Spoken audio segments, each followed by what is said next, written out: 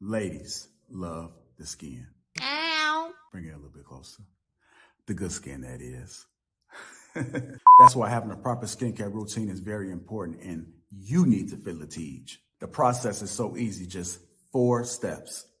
You got your daily face wash. That's going to clean your face up nice and right. You got your exfoliator scrub. That's going to open up your pores. You got your AM moisturizer with the SPM 20, which is going to protect you from the sun. You also got your PM moisturizer, which is going to make sure your skin is protected throughout the night. Teej has tons of reviews from dedicated customers across the world. I know I said a lot, but it's okay, because guess what? It comes with an instruction card to explain to you in detail what to do morning and night. And because Teej is a sponsor, they're offering my family 30% off along with a free gift. Just click that link that's in the description and feel the Teej.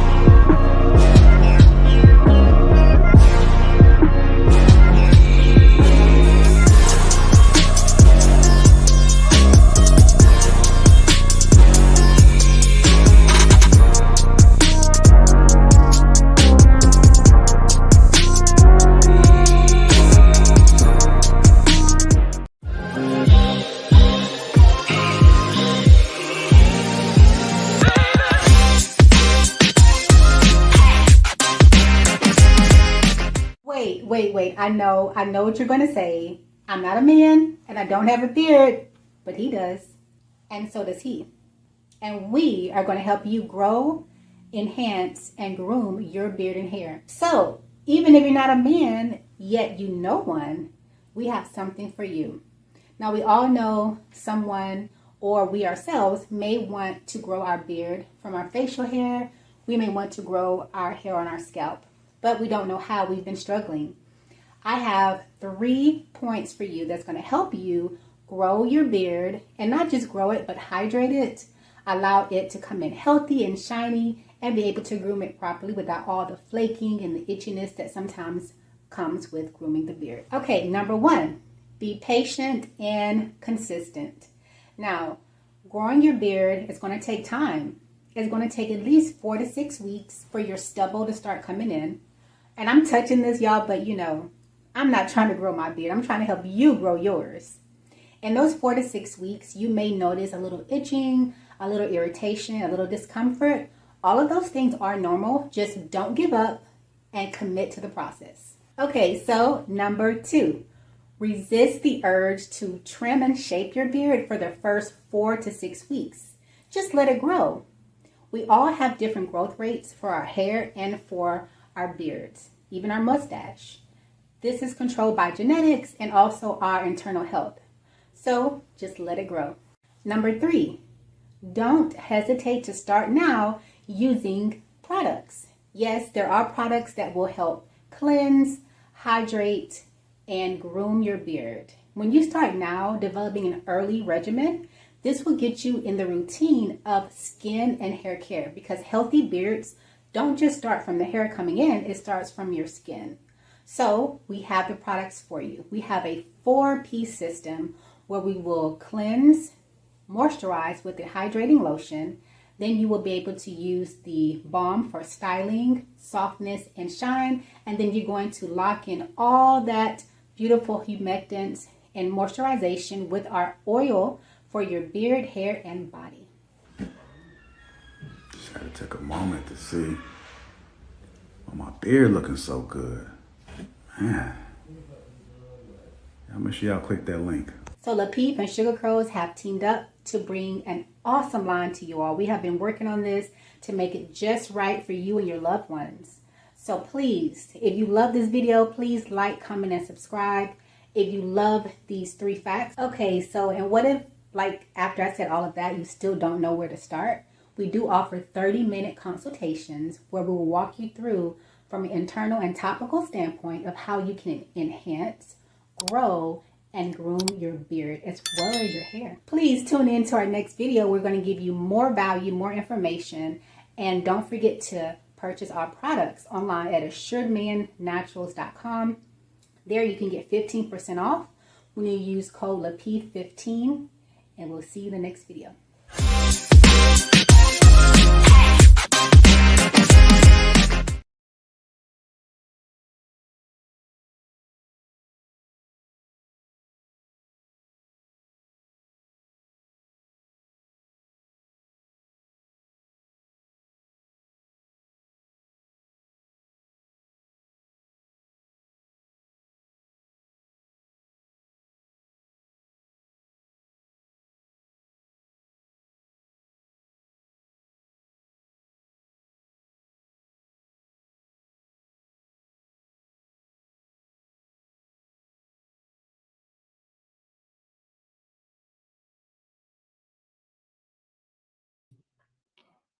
What's going on, everybody? Put a 1 in the chat if you can hear me. I am experiencing some internet issues. What's going on? What's going on? I know y'all glad to be back on the Trigger Mike show. I am definitely experiencing some internet issues, and they were right on time. I restarted my router. I worked for about 2 hours. I didn't think it was going to happen again. This has been a bad week for the internet. I don't know if it stems from the Arctic freeze we just had. It was hella cold here in the Houston area, but my internet was out all day on Tuesday or Wednesday. Wait, what's today? Friday? All Wednesday, internet was out. All of Wednesday. Came back for literally blinks of a second and went out. I hope that's not what's happening. But if I blink out, please bear with me. Stay in the show. I'm going to head to the coffee shop down the street, and we're going to continue the show because this is a good topic today. Greetings and thanks to everybody that came today to chop it up with your boy. It is Trigger Mike Fridays, man. We're going to get back to the get down. I've been working like a dog, and even the work that I was doing pre-holiday, much of it spilled over into the new year.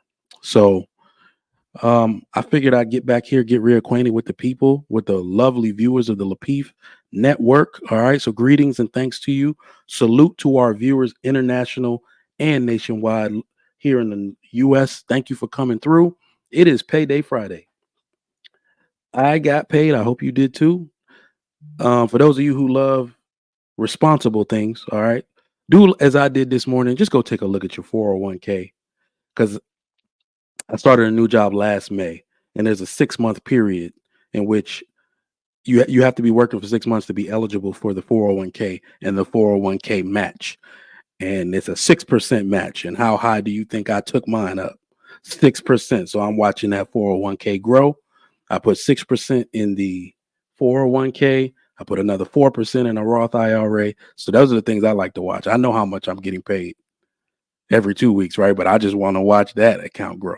And then I put hella money in the HSA, which you can actually use, for those of y'all that don't know, for the unused funds is eligible for you to reinvest in the stock market in something such as a Roth IRA. Y'all know we talk about responsible stuff up here, man. So just do me a favor if you haven't, get that stuff started. It might be too late because some of it is like open enrollment focused stuff. But shout out to y'all. Shout out to y'all. Shout out to y'all. All right. I see Lady D in the chat. Xfinity. Trev, Xfinity is my service provider, bro. And if this stuff keeps happening, obviously I know what I do for a living and I work from home. So I do podcasting. All right. I make money off of this.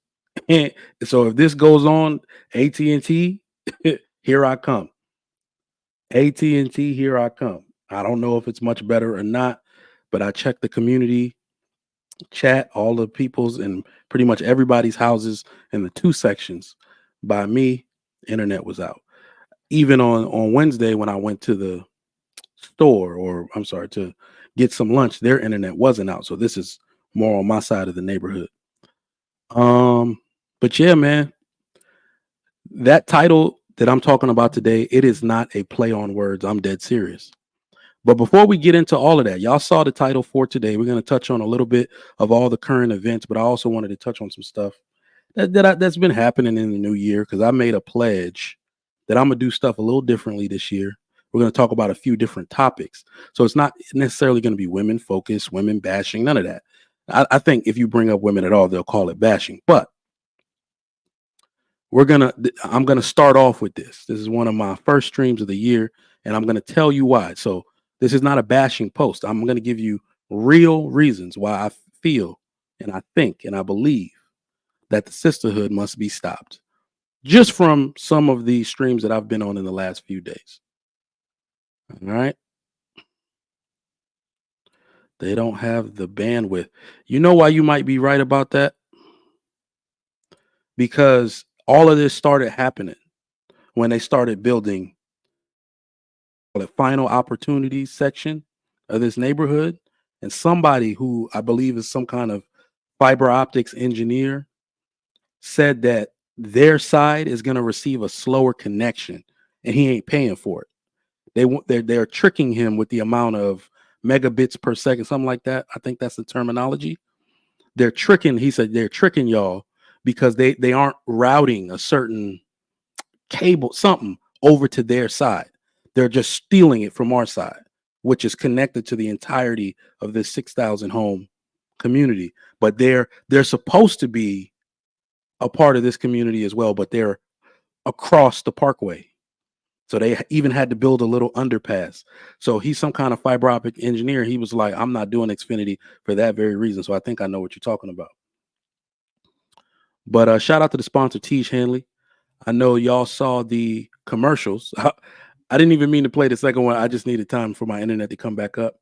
But please make sure you go down in the link, grab some Assured Men Naturals. This is a collab between Lapeef and Sugar Curls.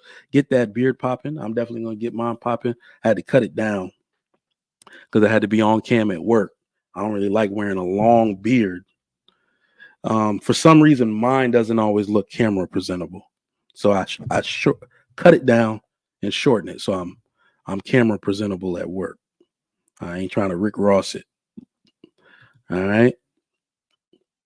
Not that you can't do that. I just prefer not to. So support the show. Please make sure if you love the show, you love the Trigger Mike show, you like watching this content, make sure that you support the show. Throw a super chat, throw a super thanks after the broadcast is over. All of that is appreciated. And please share your thoughts with us in the chat. We have a very intellectual chat. I'm trying to do things a little different this year. I got caught up in a bunch of stuff last year where we basically used the internet waves to air our grievances with the opposite sex. I can talk about any topic. I'm that intelligent. So throw anything you got at me. I'll be able to give you an intelligent response. And I'm going to show that to y'all this year. Now, what is Trigger Mike about? Y'all already know I'm about family. That's my whole thing. I'm the Black Dominic Toretto. In fact, Dominic Toretto is the whatever version, whatever nationality he is. He's that version of me. Okay, family is my number one thing. So even on this topic today, how could I have a topic named "The Sisterhood Must Be Stopped" and it's about family? I guarantee you, by the time I'm done talking, you will be able to make the connection between my love for family and why I believe the sisterhood must be stopped. I'm actually pretty upset right now. I thought I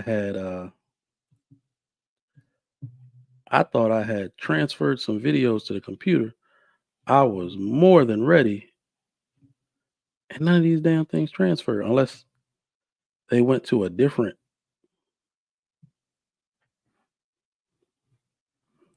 Say quick share, downloads.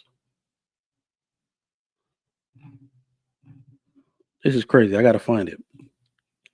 I gotta find where my pictures have went or my documents. But anyway, let's get into it, man. What do y'all think I mean by this topic today? The sisterhood must be stopped. So let me get into it. Let me say what's up to the chat too. We got the greatest chat. Dead Pill Reacts. Peace. What's going on? That's me. Sidewalk. Cracking Mug. What's going on? Badass Stang, my man. What's going on? VA in the house. Ronnie, what's up?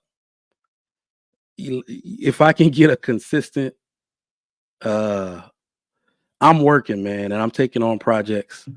I took on a few. I played the background, you know what I mean, when I was new, but they basically told me when they hired, they were like, nah, you can't do that forever. You're going to need to take over and basically be the face of the department. And I did that. I hit the ground running with that around like November because it was holiday time. And I'm like, all right, y'all not about to have me hung up over Christmas. I'm going on a cruise. So I took the lead on a bunch of different projects and I'm working. So if I could take my morning spot back, it's going to be in a few months, maybe when this workload decreases. Jill's Chocolate Boutique, my favorite. How you doing? Lady D with your trolling ass. You are always welcome too. Welcome to the Trigger Mike Show. My man Trev Smooth in the building. Girly Jacks, what's going on? My man EBD. I'm going to drop the link for y'all too.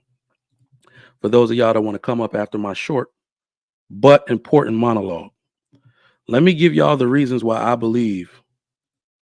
My man Miles, what's going on? Here's why I believe the sisterhood must be stopped. I was on my man Sharon's show yesterday.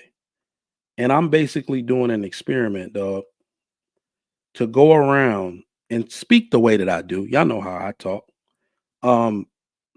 I'm pretty sure you would struggle heavily to find a stream where I ever called a woman out of her name. And I mean like the word, you, B word, like, you know, you would struggle. I've used the term many times, but not in reference to anybody directly, and I rarely ever use it anyway. But I've noticed a few things, and I was doing all of this on purpose. I'm speaking in a very monotone, non-elevated tone of voice just to see the reaction that I get, to see if people want to debate in earnest, in good faith, or do they just want to be right? Or worse, do they just want to tear down people, but really, more specifically, black men? Now, I told you that we are all guilty, because this internet space, it's actually created a very dangerous outlet for us, because what it does is it removes that face-to-face interaction that we used to have with each other.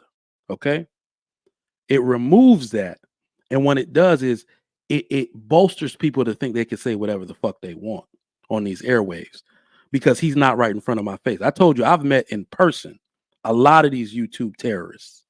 A lot of these they never talk to me like this in person. They're just about the nicest. They want to greet my wife, tell me about your kids, shit like that. They never talk like this in person. But the internet puts a barrier there to where they can say whatever they want to, because they believe they won't get any consequences from it. And that's very dangerous. We are all somewhat guilty of airing our grievances about our male or female counterparts over these airwaves. Y'all listen to Jill, make sure y'all get those likes up. All right. So what do I want to talk about today? What do I want to talk about today?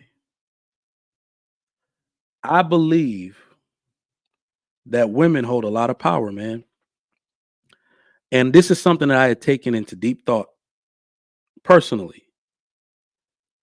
Women hold a lot of power, a great amount of power, but I believe they're using it wrong. The sisterhood is like a cult. In fact, it's more like a gang with a flawed ideology. And please, let's define this term sisterhood that I'm using. I'm not talking about sisterhood. I'm not talking about alpha, kappa, alpha, delta, sigma, theta, zeta, phi, beta, sigma, gamma, rho. I'm not talking about sisterhoods. I'm not talking about Jack and Jill and mothers groups that bond in fellowship and scholarship and community service. I'm not talking about sisterhoods. Those sisterhoods and organizations need to be celebrated for the work that they do. But notice how the word sisterhood is spelled in the title. And my internet about to go out again. God dang it. I'll be right back. If it goes out, I'll be right back. Oh, no, I see it creep back up. All right. I'm not talking about sisterhoods. I will fight till the death for our positive organizations and sisterhoods. But the sisterhood must be stopped. It must be stopped.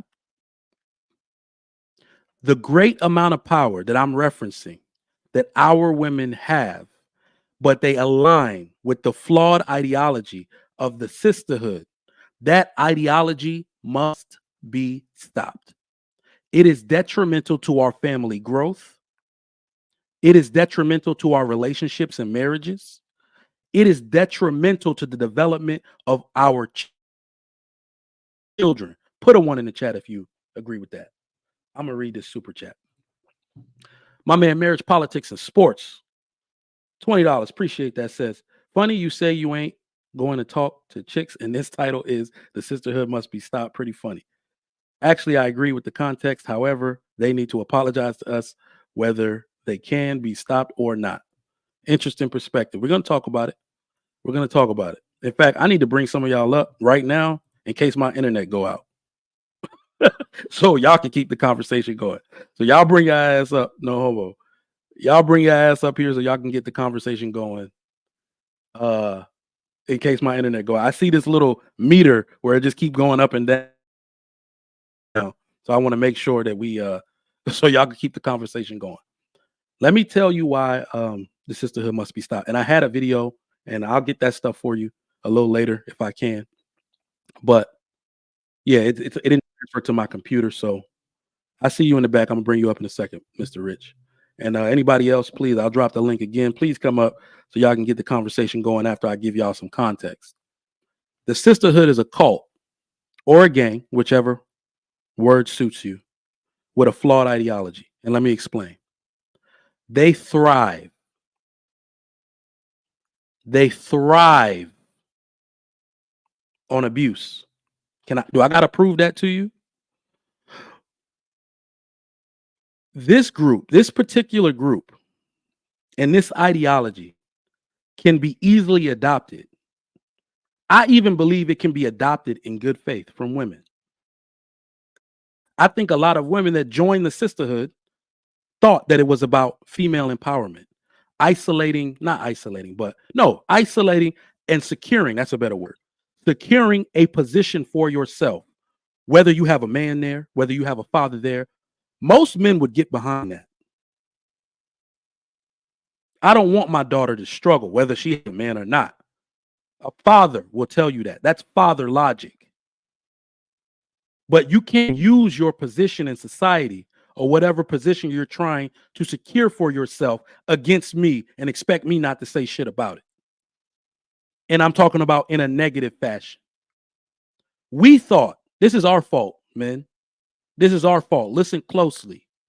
We thought y'all wanted equality, but it turns out y'all really want superiority. And I'm here to tell you, you can't have that shit. We thought you wanted equality, but you want superiority over my dead fucking body. Tell Cynthia G I said that shit. If you can find her in the ether. Over my dead fucking body. We are cool with equality. We have always been cool with it. But I will not let you stand on my neck and call yourself tall. You can't do it. This is why I believe they want superiority. They believe verbal abuse is okay. We even got Trev in the back. And Trev, I want you to attest to this. They believe abuse is okay as long as they're only against abuse when they are the victim. Can I explain this to you? I said on the show that I referenced earlier, I said it this week. I said, if you're going to be against abuse, be against all of it. Put a 1 in the chat if you are against all of it. I am against abuse against women. I'm against abuse against men. I'm against abuse against children. I'm against abuse of LGBT people. If you don't like abuse, be against all of it. But I guarantee you, if you look closely, get close enough, you realize the sisterhood is only against abuse if they get to be the victim. Don't let me prove it to you. Just peruse these YouTube streets and listen. I told y'all Trevor's in the chat. Let me give you an example of this. Weeks ago, we are in the back chat, and I told a story about a non-consensual sexual encounter that happened to me. The women laughed, they criticized, and told me I must have liked it. Trev, am I lying? I didn't even expect for him to be here today. Am I lying? They laughed. I'm not exaggerating. They laughed.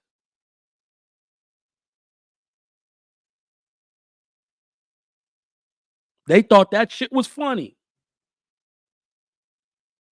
So please understand the basis of this title today. They must be stopped. They think they can do what they want. They think they can say what they want.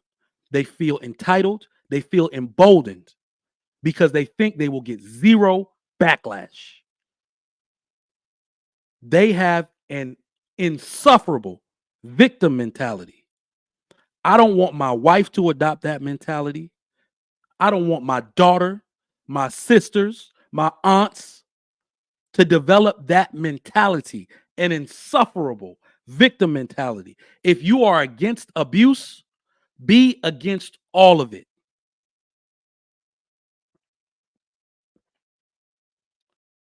Now, here's the other part that I gotta tell y'all. They don't like smart men. The sisterhood does not like smart men. There are no competition for smart men. The more competence a man has, and this is natural, we know this. The more competence a man has, the less women can naturally compete with him. In many of these spaces, what you'll notice is there are two sides to every debate.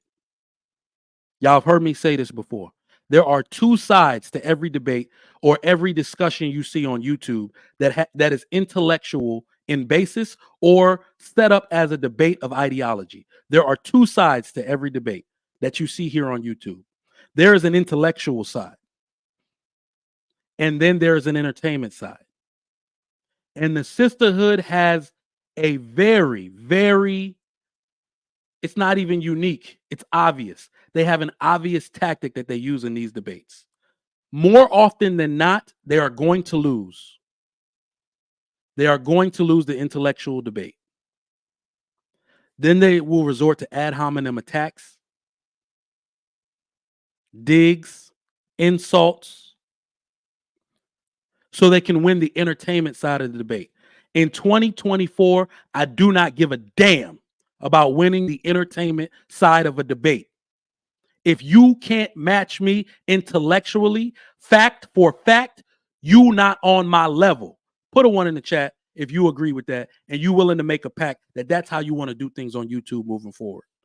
You can say I'm ugly. You can talk about anything in my life in a derogatory fashion. You just lost the fucking intellectual debate. The hell my looks got to do with anything? The real smart people, the real intellectuals understand these tactics now. We're going to stop giving cool points to the sisterhood because you made a joke about how small somebody's meat is. How the fuck you know? You never even met dude. They don't want equality. They want superiority over my dead fucking body. Y'all can't have it. Mr. Rich, what's going on? I caught you off guard. My bad. My bad. I'm gonna drop the link for those of y'all that want to come What's up. happening, Please. brother? I'm chilling, man. Welcome back. Did you get the notification this time? Yeah, actually, I did, man. All right, good. I did. What's going on, man? I hear you going. I mean, I agree with you, man. But you know, I'm with you also. I've been on a lot of different panels, and I'm trying not to talk about women at all. You know, from a standpoint that it's I think it's way past time where we try to correct them. You know, I think let the women who believe in the see, I believe we're all part of the puppet masters have taken hold of us. And there's a lot of reasons for that. You know, if you go back to the 60s all the way up, there's a lot of watershed things that happened that shape the way we think now. Because back in my day, you know, when the woolly mammoths used to roam the earth and shit, you know, black men and black women used to love each other. You know, I mean, even the last time we were on here when Dee Dee was trying to tell me the women only stayed because they had to. Well, else really, you know, she doesn't know what she's talking about because all my aunts worked. They worked and they all had pensions. So they could have left because they had their own money. They were never broke, you know, right? So they stayed because till death did they part. My uncles passed away, a couple of my aunts passed away, they were still married. You know, so this horse shit that women only were like some kind of destitute creatures back in the day. And the only reason why they the way they are now is because they got their own jobs. All of that's part of all the way they behave now is part of propaganda. And the Yep. propaganda, men are not immune to that propaganda either, but it's in a different way. You know what I'm saying? So this particular issue that you're talking about today is warranted because the sisters came out in Grove against the brothers when the brick lady started saying her bullshit, right? And it was kind of obvious that she was lying, right? And I mean, we just like everything else, we pretty much took it on the chin. And now, see, here's my problem. I don't think the Houston police even want to find her. How could she be? How come she's not in custody right now? They could find, the 10 most wanted criminals in a minute. All of a sudden, they can't find this chick. Where the hell is she? They don't really want it. Just like Carly Russell's still walking around. So this is all part of the cabal. She's supposed to be in jail, but they said that she's guilty. But we haven't heard shit from what they're going to do to her yet. Now, So there's no real punishment for women for the dastardly shit that they do. I'm kind of tired of even talking about it. No, but for the purposes of this show, man, I'll play along. But I agree with everything you said. Not only are you right, here's the bad part about it. Here's the bad part about it. The women don't like to be talked about at all. But where we're going to struggle is that, because I think I did this a few times last year and said, I'm not going to talk about them at all. I'd rather not. Right. You cannot talk about the problems in the Black community without talking about, we've tried, because in order to talk about the problems or progress, you have to talk about the children. You see it? And then you have to talk about who has custody of them and how men need to have their children.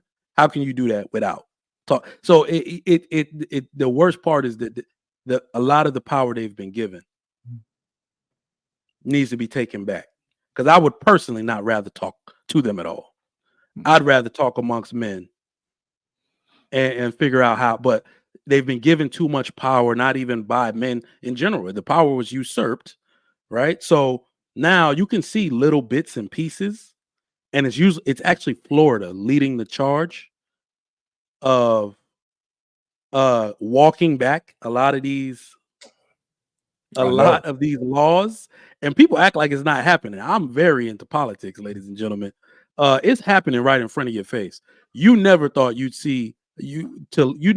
live to see Roe v. Wade being messed with like it is. That's right.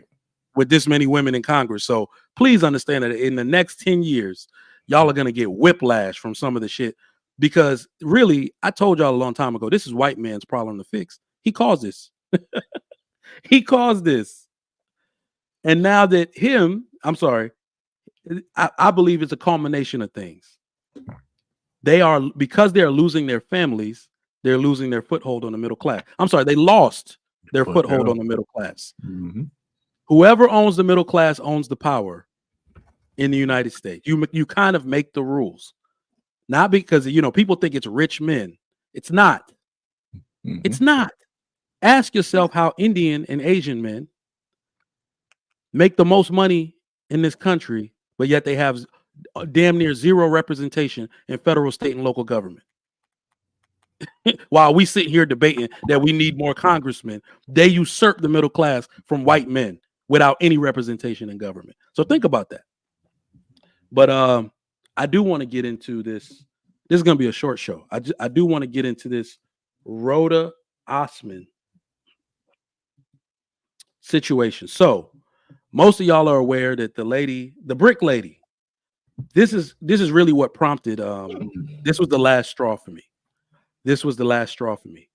Put a 1 in the chat, and I know y'all are gonna struggle. So put a 1 in the chat if you think black men are owed an apology for this brick lady situation. Y'all talked about this shit and used it against black men and called black men violent aggressors for a month straight on this very situation. Are black men owed an apology? And this is all in the ether. It ain't one individual person that needs to apologize. But even in your own mind, do you believe that the women that called men all these vile names because of this incident, do they owe black men an apology, even if it's mentally? I believe so. Y'all talked about this particular situation for 1 month, if not more, straight, and used it as a stepladder to just stomp on black men's head, call them names, call us weak, we don't want to help, we don't want to protect. And the lady made the whole thing up. Mr. Rich, please explain to me why you think this particular situation feeds into the main topic about why the sisterhood must be stopped. What are your thoughts on that? Well, listen, I mean, when you say they must be stopped, right? The issue is, should we expend all the energy to try to stop them? I mean, I think we should just correct the behaviors on a case-by-case basis. Like, for example, the brick lady incident spawned, I mean, countless streams on black men not protecting black women. Yeah. I mean, it was a barrage, right? Every content creator, everybody everywhere has something on that particular topic. And even the story was flaky from the beginning, right? I mean, it was almost obvious, nobody gets hit on the face with a brick and there's no contusions anywhere, So and then all her past history showed that she was kind of a liar anyway. So yeah, so the sisterhood must be corrected. I don't want to change the title because I don't think we could stop it. And it's not a sign of surrender to me. I don't think we should spend the energy to stop them, but I do believe that we should correct them when correction is required, like this one. And right now, the only thing we could do now is get some of the sisterhood to apologize, to say that the most ratchet sisters. I mean, I don't need the Crimson Cure to apologize for this shit, but I need some of the ratchet chicks to say something about it. We were wrong. You know what I'm saying? So that's the way I look at it. I definitely see what you're saying on that one. Hood Conservative, what's going on? Yeah, Hood Conservative, what's going on, man? Good afternoon, gentlemen. How y'all doing out here? All right, I'm doing well. Let me actually do what you said real quick. So you did say something that I actually do believe. It's not actually on us to stop them, because the sisterhood is just a subdivision. It's a sub faction that branched off from feminism in general. And my overall thoughts on feminism, and people have asked me, and I've discussed this ad nauseum. How do you defeat feminism? If we're talking about men, you don't. They all die at the end of that movie. If feminism was a movie, all the sisters die at the end of that movie. They kill each other, as a matter of fact. It's going to implode. I actually have a video. I actually found the recording that I was talking about. And y'all know who Callie Bev is, right? Mm-hmm. Yeah, she frequents panels with us. We love her. Sometimes she has a contrary opinion. Sometimes she's just cool and goes with the flow. But what I realized yesterday, that this was a perfect depiction that the sisterhood is going to cross so many women that don't agree with them, that they're just going to push them back on our side. And I got a good video showing that. This video is going to show you that Callie Bev disagreed. She basically agreed with me. And I'm going to give y'all context after the video. Let me make sure it's the right. Does this man act like he's saying something new? All right. So it's the other video. Hold on. The women there, they don't enjoy sex, which I do understand. The women, y'all don't want the women to enjoy sex. So yeah, that makes sense based on you and where you're from. But you in America, you are talking to Americans, Black Americans. Okay. So I would ask Callie Bev. Callie Bev, did you have sex with any other man besides your husband? And was that because you wanted to compete against other women? That shit sounds so stupid. Chill, bro. Like Callie Bev. When you asked her like that, oh my God. Nah, yeah, I'm gonna fuck him because I know he fucking old girl and I fuck better. So Callie Bev says she is competitive with the vagina. She said, "Hey, you think homegirl's better? Watch this backflip. Backflip don't got nothing on my triple backflip off the ceiling fan." Mammy. Hey, PH Diva, do you believe that any man that you had sex See, with? this is that shit that I'm talking about. See, you don't dislike all bitches, but some bitches just get on your fucking nerves because they don't know what the fuck they talking about. Like fucking Bomb Cherry. You getting on my goddamn nerves with this stupid shit. Now Man, leave me the fuck alone. Leave me the fuck alone. man, kick me off. They got $25. There you go. You see what I'm talking about? Because my point, and then that gives me the context. They played a video, one of my shorts from yesterday. I'm sorry, from the day before yesterday, in which I said that women compete with each other. And one of the reasons they have premarital sex is because they're competing with another woman. Callie Bev, all she did was say, yeah, that's true. And it's not, I didn't say the main reason. I said one of the main reasons. You're competing with another woman, and if that woman puts out and you don't, he might just pay her more attention than he pays you. She agreed with me, or just the point in general, when all the other women disagreed and said it sounds stupid. And look at the name she got called, right? Isn't that a derogatory term, mammy or whatever? So the sisterhood wants to attack a woman simply for having an opinion. Tell me that shit ain't toxic. For having an opposing opinion. But what's going on, Trev? Smooth, Hood Conservative. What did you think about the video, bro? What are your thoughts? I'm familiar with Bomb. I'm not surprised that the young lady doesn't like her that much. I think it was a wild question. You know, it's so funny. Feminism is such a weird thing. It has told women that you can have all this and do all this stuff, right? But in the modern world where women are at peak feminism, when they want to compete with a man, you know what they do? The one thing they know how to do. Like, it's so weird. Like, I thought feminism gave y'all superpowers, but when it comes down to it, all you know how to do is fuck a nigga. Damn. All right. Trev Smooth, my man, what's going on? What's happening with you, man? Damn, I apologize in advance because I can't stay too long, but I had to jump in on this one. No doubt.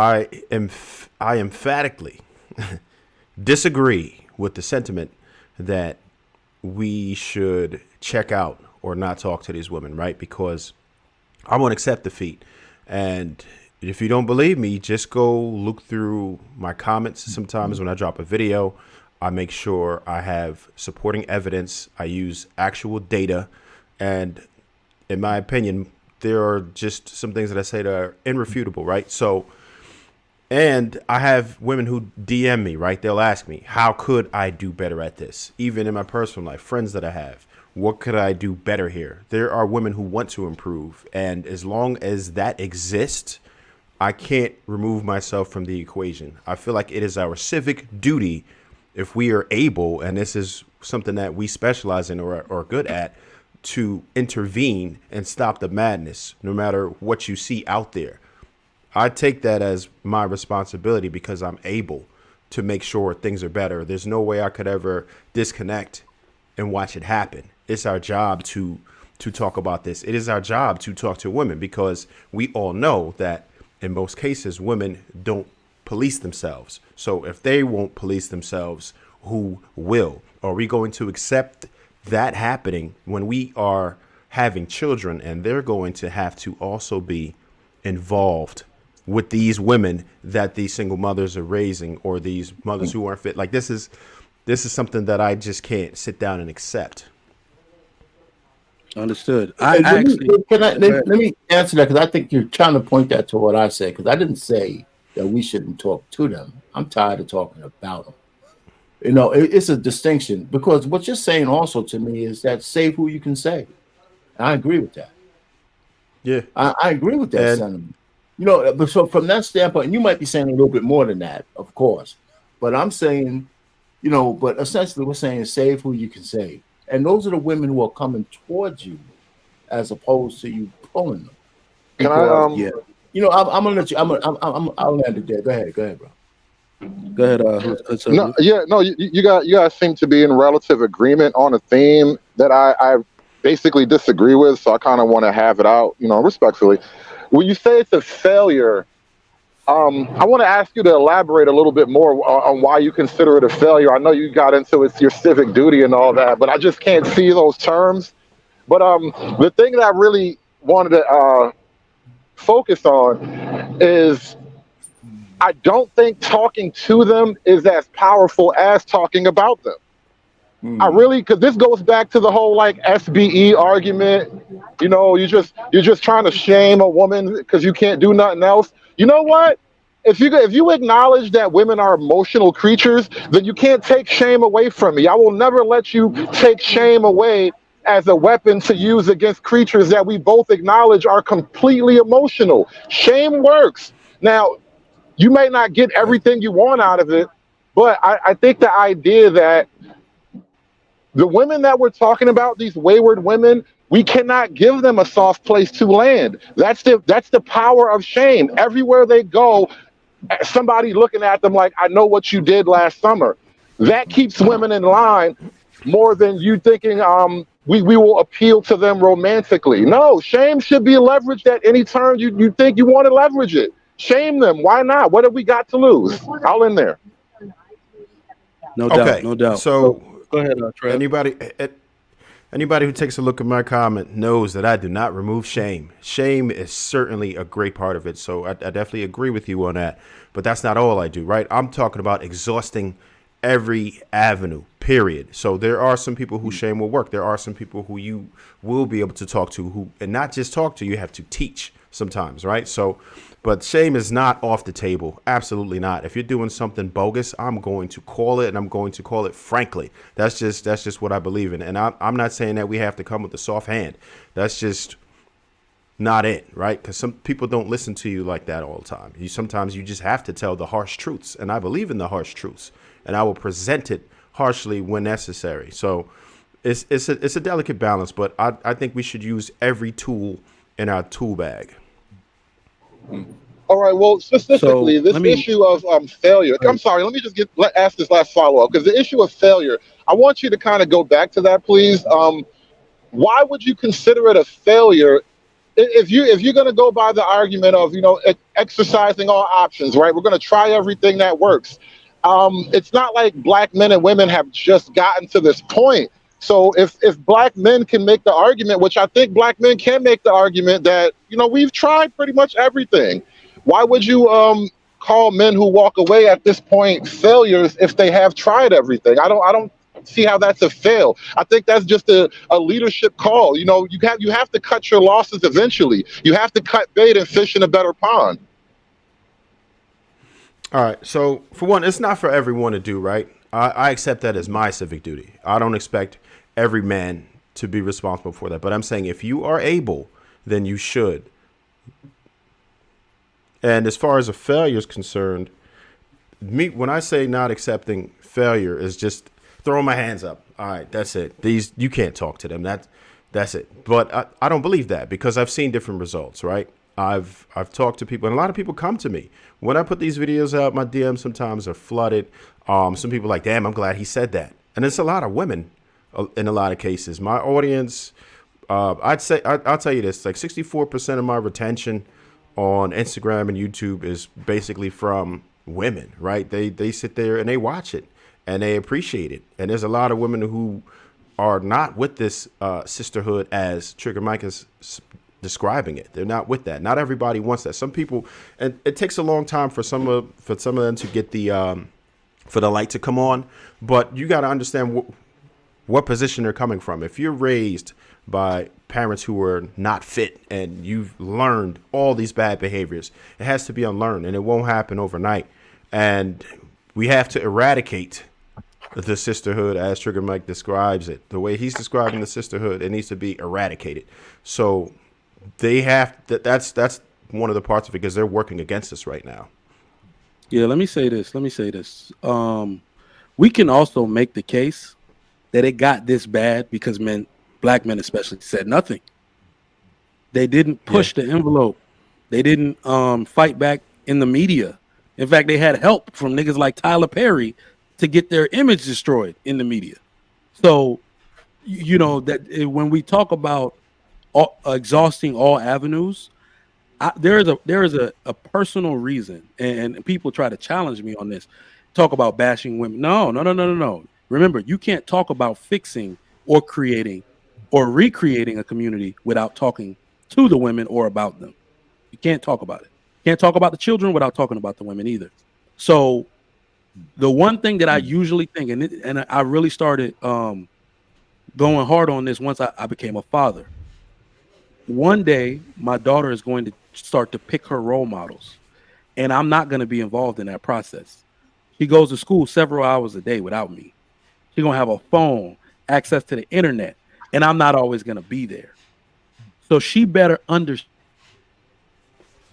very clearly my position on some of these views and ideologies in the world, because it's not the only ideology that we're talking about. She's going to know that we are common sense conservatives. I'm not for all that liberal shit. I'm not for drag queens performing in no goddamn elementary school. She going to know all of this shit before she ever gets a chance to see it for herself. So the one thing, like somebody said, it is a duty as a father, especially because it's the absence of our voice and our ideology that let this shit run rampant in the first place.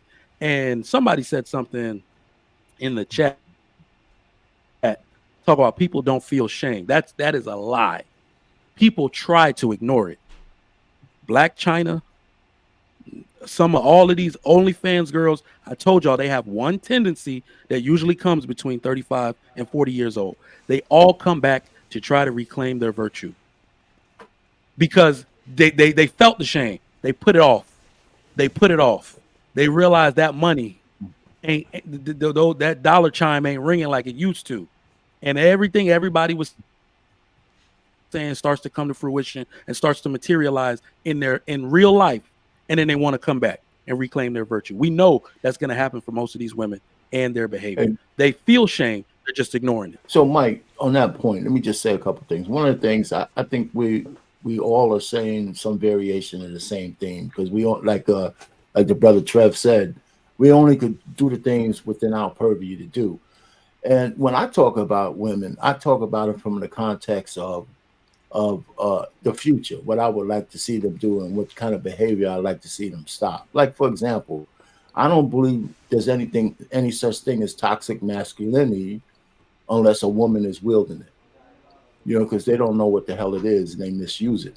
Those are the kind of things. Just to switch a little subject, my daughter's 30 years old. She went out with some of my older cousins, some of her older cousins, and they were all women. And I sent her a text. I said, listen, I want you to immediately talk to me about what they said to you, because I don't want you to listen to a goddamn thing any of them said. Because I don't know, when they got my daughter around the table, I don't know what they were talking about. Some are married, all of them had kids out of wedlock and shit like that. I love my cousins, but I don't want them giving advice to my daughter. Right? She kind of gave me the chuckle smile, listen, we didn't talk about that, because I know what's out there in the community. And even though they might mean well, like, for example, I had a couple of my cousins, they're married. They told my daughter not to get married. I said, wait, you fucking guys got husbands. How you gonna tell my daughter not to get married? What kind of message are you trying to send? I charged them up right then and there. I didn't even let no time pass. My daughter was listening to me. I said, you guys are married. So she's supposed to get to your age with no husband? What's she supposed to do? Y'all got children and y'all got husbands. What are you telling my daughter not to get married for? That's ridiculous. And that's not a good sign of what you think about your husband. So, I like correcting behavior when it's bad, just like that on the spot. But, that's just me. All right. The funny thing about that story, man, and growing up, I don't really recall many conversations around, like, the boys, where we sit around talking about how to ruin women's lives, right? We don't really sit around plotting how to cut women out of the family.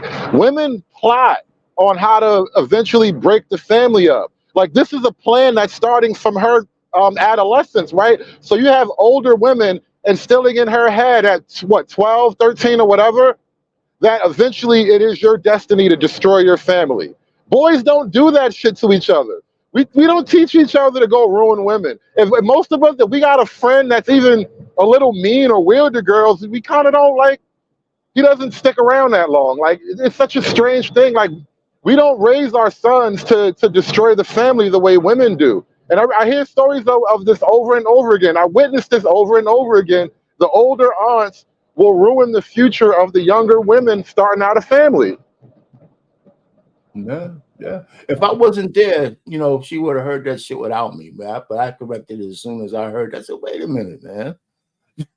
Don't say that shit to my kid. Are you crazy? And my daughter's already a grown woman, but I didn't let this shit go unchecked. Yeah, true. And that's one of the things that I talk about a lot is we have to pay very close attention to our children, right? And we have to explain to them that they're going to hear many different theories, right? Many different theologies. But they have to be grounded in what you tell them, right? We're supposed to be the ones as fathers to instill these into our children, right? We instill that discipline. We instill responsibility, everything else, right? And the way of life, what's good, what's not. So to me, even though, like Trigger Mike said, you send your children to school for 6 hours, whatever that is, I'm not worried about the outside influence because I expose them to everything, right? My children do understand who a lot of the most egregious women are. They know about Megan Thee Stallion. They know about Cardi B. They can hear the songs from Sexy Red. But I expose it to them with context, first of all. Right. So it's nothing new. There's things that I expose my children to nearly everything outside of adult material. I show them how other people live in other countries, how some people are, don't even have shoes, or people are struggling, and there's war going on. I let them know about everything. So there's nothing that the school or their kids could expose them to that they are not already familiar with, and they already have the context. They can ask me the questions, and I'm not going to judge them on what it is that they think or how they feel about it. I say, no, this is what this is why this happens. So they have that, right? And they understand, listen, this is the importance of a family foundation. This is why you need to do good in school, because you're setting up for this. And then at this point, you'll be able to get into this school. They're going to specialize in your craft. I give them a breakdown of everything. And there's always the why, because the reason why kids don't understand sometimes, because they'll get this context from you. People will try to shelter their children from it. If that's what you do, fine. I won't do that in my household, because I want them to be familiar with it. So the first person to expose it to them is me. And then any questions they have about it, they'll have a great understanding of what it is and why that is not in line with their life path. I hear you. I hear you got the message from Mike that his internet is having some problems. It's kind of funny. I was trying to tell him he got to get fiber optic. I could explain. I do IT, right? So what's happening with that, right? When you're using cable for the most part, which would be Comcast, Xfinity, whatever, any one of those type of people, they share a network. So they can't, when it's not because the weather is bad, it's because the weather is bad and people are inside. So there's a bunch of people that are not going outside right now.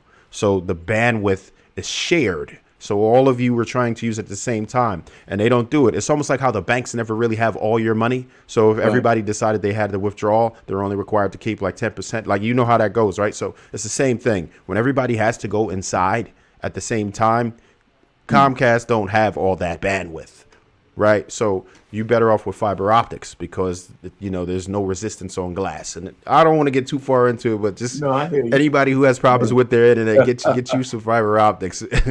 Particularly for upload speed, which you need here when you're sharing your signal.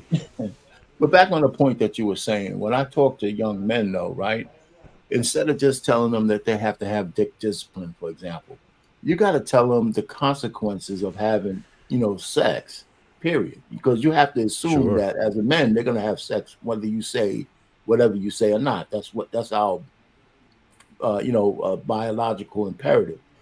So you really have to really weigh out, really expose to them what the consequences are of having sex with the wrong woman at the wrong time, because that's the way the man gets to discernment. And unfortunately, men fail at that at almost every age. We have examples of that all over the place.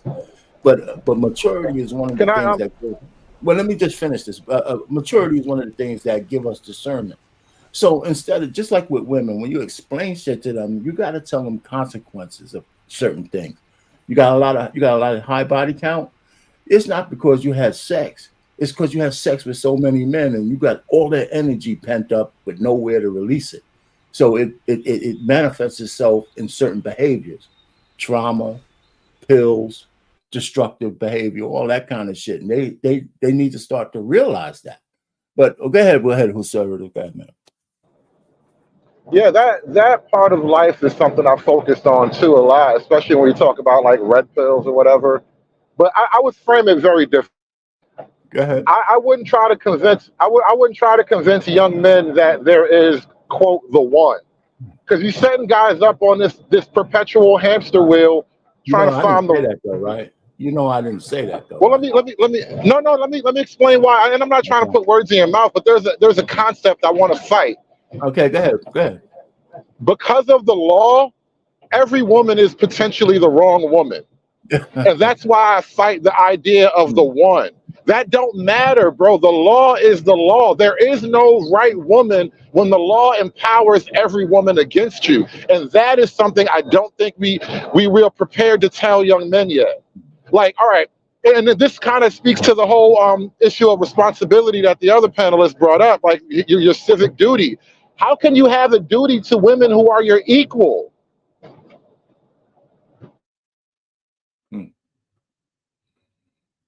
Powers every woman against you, and that is something I don't think we. Back. Yeah, I'm back. All right. I mean, I'm sorry. Did I get cut off? Did I get cut off a second? I just want to end with that question though. How can we have responsibilities for somebody who is legally our equal? Trev, you want to take that one? All right. So we could look at it at that, right? But how I take it is this person reachable? Will they listen to me? Right? Can I break through? Can I get them to listen to another perspective and actually apply that to their life? And what I will say is that I certainly have had success with that, right? I don't have the reach to have millions yet, but listen, if I have to do it one at a time, I'm going to do that, right? And again, we can't reach everybody. That's understood. But there are people who are understanding that this way doesn't work, and they'll be like, you know what? I have to do something different. What can I do? And if I can advise them on that, on how to do better and put family first, and understand that the reason why our society is so weak right now is because it starts with strong families into strong communities into strong society. And right now we're weak because we don't have a strong family unit. Right. That's the main thing. That's why. And it's just like, I know you big on it, Trigger Mike, family. It starts with family. I truly believe that. So the only way we can get a good family foundation is to start with a functional relationship. Right. People have to understand the assignment. They have to know their position and play it. And that's where I start. And it's tough with some people, but listen, man, I'm down for the fight. I'm actually very much in agreement with what you said about there not being one perfect person. So just like Trev said, a lot of people hit him up. Like last year when I was releasing those shirts, my DMs were, that could have been a part-time job. Just like, oh damn, people they want you to elaborate on what you mean. Some people will share their life story with you and just try to get advice. So even trying to field some of those requests for advice, that was one of the things that I said the most. Get this one perfect woman ideology. I've loved so many women in my life. I lost count. I've lost count. I made a choice. You see what I'm saying? That's why I don't even believe in soulmates. The fuck is that? No. Right? Because look, we don't even though, like, let's say women in general, they talk about soulmates the most. Well, let them know that their soulmate might be a nigga they think is ugly. Their soulmate might be a dude with a felony. Now ask them what they think about soulmates. You see what I'm saying? They go change. No. You exactly. So none of that is feasible. And I do believe that there's a lot of cookies out here. Pick yours. And to what Trev was saying, I think we are in a dilemma of values, and we are in a society of corruption.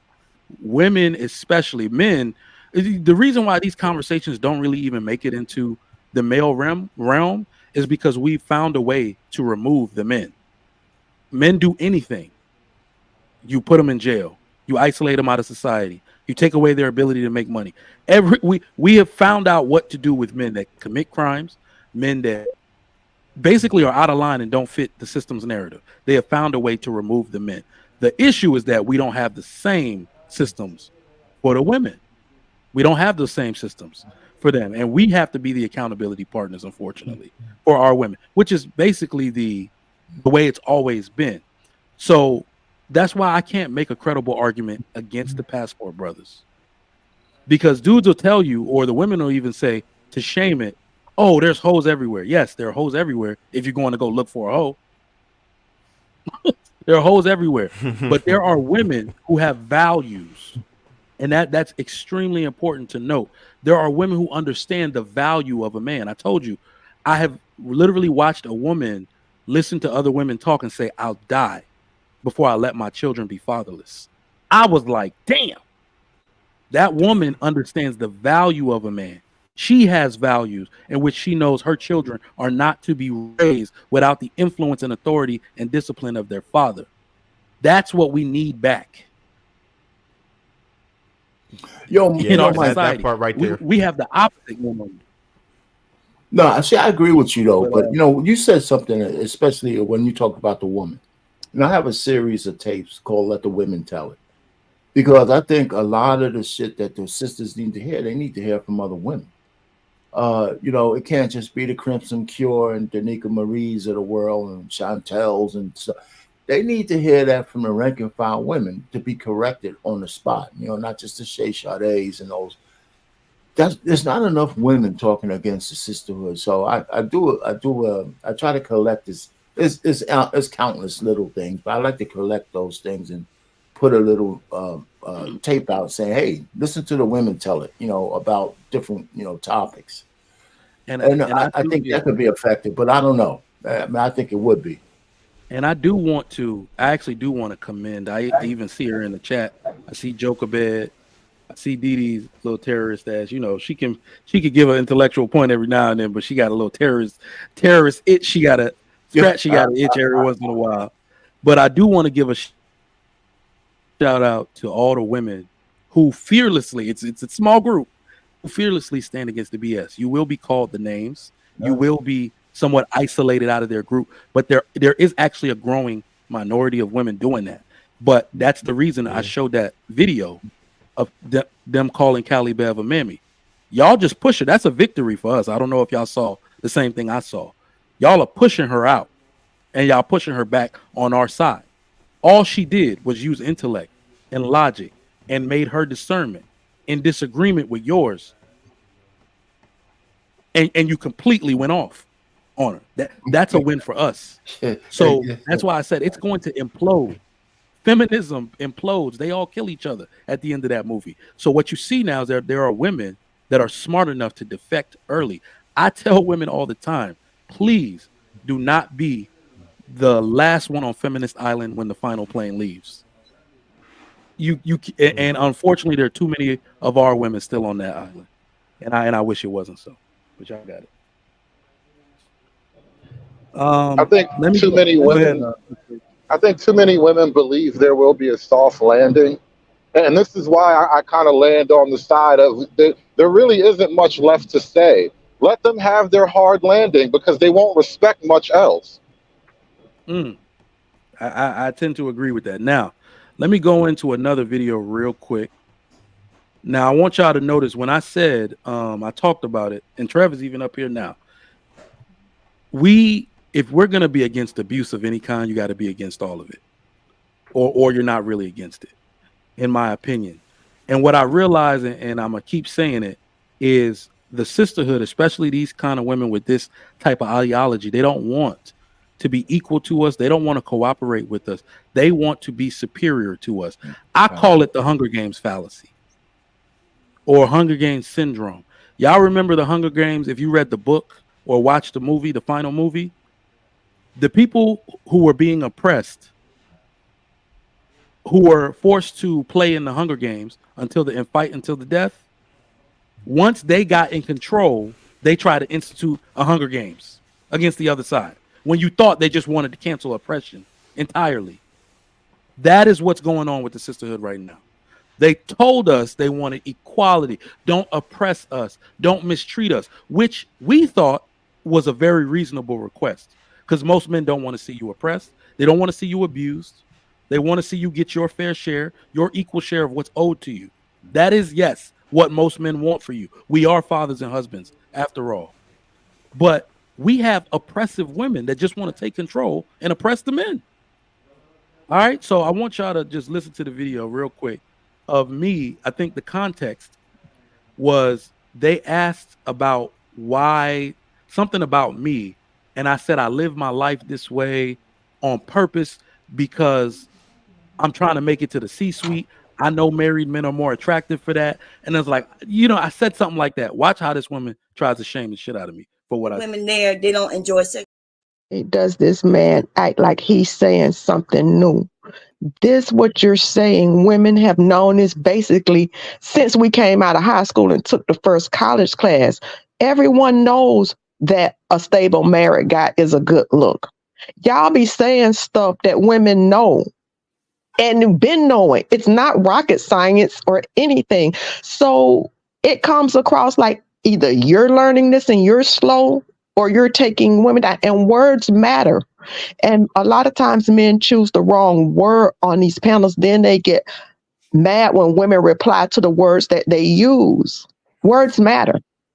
And that's all I want to say. Stop thinking y'all invented the wheel. Some of this information is older than me. So instead of saying I'm right, you're going to say you already knew that and I'm slow? The majority of people in the audience already knew that. So I'm slow. That's what you're saying. You're going to I'm saying either you're condescending and you think the audience is slow, or you're acting like you just invented the wheel or discovered something. Most people know this. It's common knowledge. I'm slow. So instead of saying I'm right. Yeah, I'm saying you're slow. I'm slow. Or you think the audience slow. I'm saying that.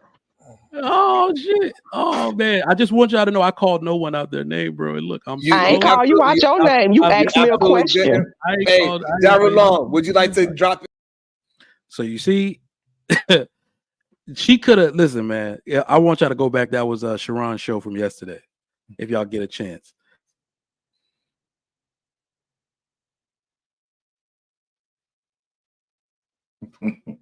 Frozen. Mike, you froze for a sec. Still frozen. Instead of trigger, I guess he froze. I'm gonna try to keep it going. So, let me ask you this: like a lot of the behavior that we see from women, how much of that do you think that men are responsible for? Right, for like just how women are on social media and them doing the things that they do, right? No such thing as slut shaming, right? We see ourselves like, if you look through the comments of some of these women who are up here with, just showing their bodies or twerking and everything else, I'm looking and I see most of it is like male comments, male emojis and all of that. Like, do you think that if we were to just stop, no longer reward them, kick them out of the algorithm, do you think that women would actually just say, damn, this ain't working no more? Because that's working, right? They're able to monetize it, right? Monetize their bodies, monetize sexual behavior like never before. They could become millionaires for just that, right? And most of it is paid for by men. What if we decide to just get out of there and just leave it alone and just no longer pay attention to them, shame them only, and start to reward virtuous women? Do you think that could have a positive effect on things? Let me take a quick one at that. First of all, I don't think any men should internalize the behavior of women. I think that's a big mistake. And it's not, because a lot of men like to take women's agency away from them. Like, we are responsible for who they let into their box. I hate when I hear men say that, because men have a basic nature and so do women. and we act like there's something glory. Our nature is to earn our way through life, but we have a sexual imperative that we need to control, and control means discernment to me, not doing it.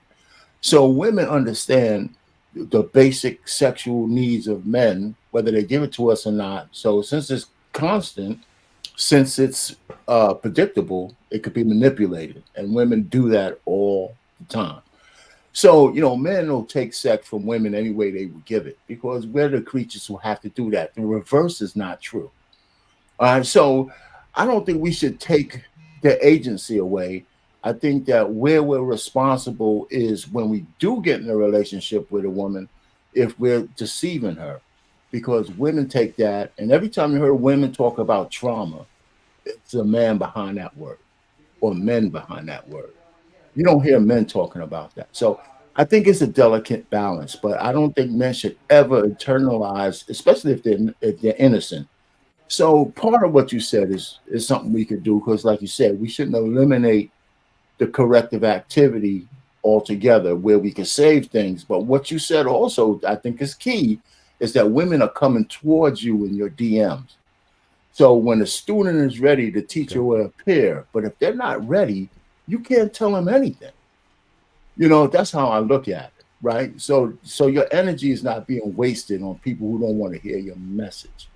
So that's how I look at it. I don't know if I'm answering everything you said, but the basic thing is I don't think men should ever internalize the blame for what women do. I think that's a mistake. I think the question and the reality that you laid out is sort of the problem. Like, no matter how much I say things designed to, like, maybe hurt a woman's feeling based on whatever she did, like the whole Brickgate lady, like we should be talking about her for the next year, just on the strength of how bad it was, right? Just so you can feel that every time you turn on the internet.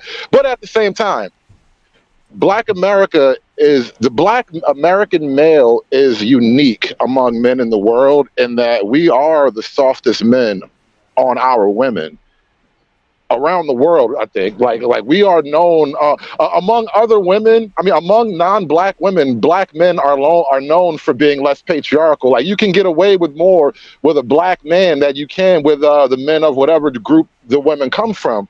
And I think part of the reason for that is growing up in like the simp culture, or what I call Black America a cunt culture, because it's a culture where no woman is truly owned by a man. Like, that whole era of human relationship is kind of done in Black America. And because no woman is owned by the man, almost every Black man grows up where like being a cuck is norm. So the women just do what they want and the men can't stop it. And that creates a situation where you have to basically join in. You have to go along with it, right? So as men, right, how can we slut shame if we want to fuck somebody else's wife, right? How can Mr. Steal Your Girl be slut shaming? Like, that's the kind of problem that we have as Black men in America. We are too hypersexual as men. We put way too much value in sexuality, and giving sexuality value gives women power over you. We don't really know that as young men, but that's the reality. And that's what we've been walking into over and over again for years. And so, yeah, I do think that is kind of the problem, that men have to turn off their desire for the women in order to disempower the women. I know you're right. I'm not saying it is. I'm saying that's what it is, though. I'm not saying it could happen easily, but that's really what it is. In order to disempower the women, we have to stop desiring them as much as we do. We over desire Black women, and that gives them immense power over us. So let me just say this before you go, Mike. Let me just say this real quick. Listen, I don't disagree with what you're saying, but it's one of those kind of things that you can't fight against nature, but you could teach how people to control their nature. That's what I'm thinking. I think we're talking by each other. The whole notion that men are going to stop want to bang women, any kind of men, it's just one of those things that you cannot control. It's just the way we've been, throughout the ages, throughout anything. But go ahead, Mike. I know you want to say something. So I think I heard Trev say it too, where I've done a deep dive in my brain, because I've heard a lot of people, men and women alike, say, if we just stop liking pictures on Instagram, the shit will stop. I actually believe the contrary, because prostitution is the oldest profession there is. And what social media does and what women taking risque pictures and OnlyFans does, we thought that men solicit sex by any means. But what it is that we solicit arousal. That's what social media revealed. You can solicit arousal. You can tease. You don't have to actually complete the task. And you can still make money. You can still command attention. You can still be desirable in that way, right? So the same way we have never been able to stop prostitution, we will never stop men trying to solicit arousal. We can never stop it. But remember, I'm trying to figure out what analogy I'm trying to use, whether it's the bill. No, I'm sorry. The more things change, the more they stay the same. Women, those women who participate in those activities, are they the first choice for the optimal man in society? They're not. They're not. You see very small, less than 1% of 1% of those women getting the outcomes they desire totally in life. Only 1% of 1%. And usually, even when you do see it, they had it and they lost it. These men don't. Kanye West didn't stay married to Kim. Rob didn't stay married to Black China. They cannot hold on to anything of value that they get. They can't. Right? So if you follow anything about Kim and Kanye's kids, I feel sorry for those kids, man. I just gotta say it. The stuff that they're exposed to and the way that they're talking, and I'm like, damn, this is gonna be bad. They're basically like child stars, even though they don't have any talent. Right? So no, the more things change, the more they stay the same. These women will not reap the benefits of anything for long. It is all a facade. They do not get rewarded in total for their lifestyle. Men of value that want to facilitate dreams and marry women. It's true, I can go to Bissonnette Street. I don't know if y'all ever been to Houston, but that's the whole stroll. That's one of the biggest whole strolls in the world. Well, they put a bunch of roadblocks around that mug now at night. I saw it on the news, but that means I can go to the whole stroll and find a wife, and that's not true. I'm never doing that. Most men aren't doing that. So no, they don't win in the end, man, and that's really what I think it is ultimately.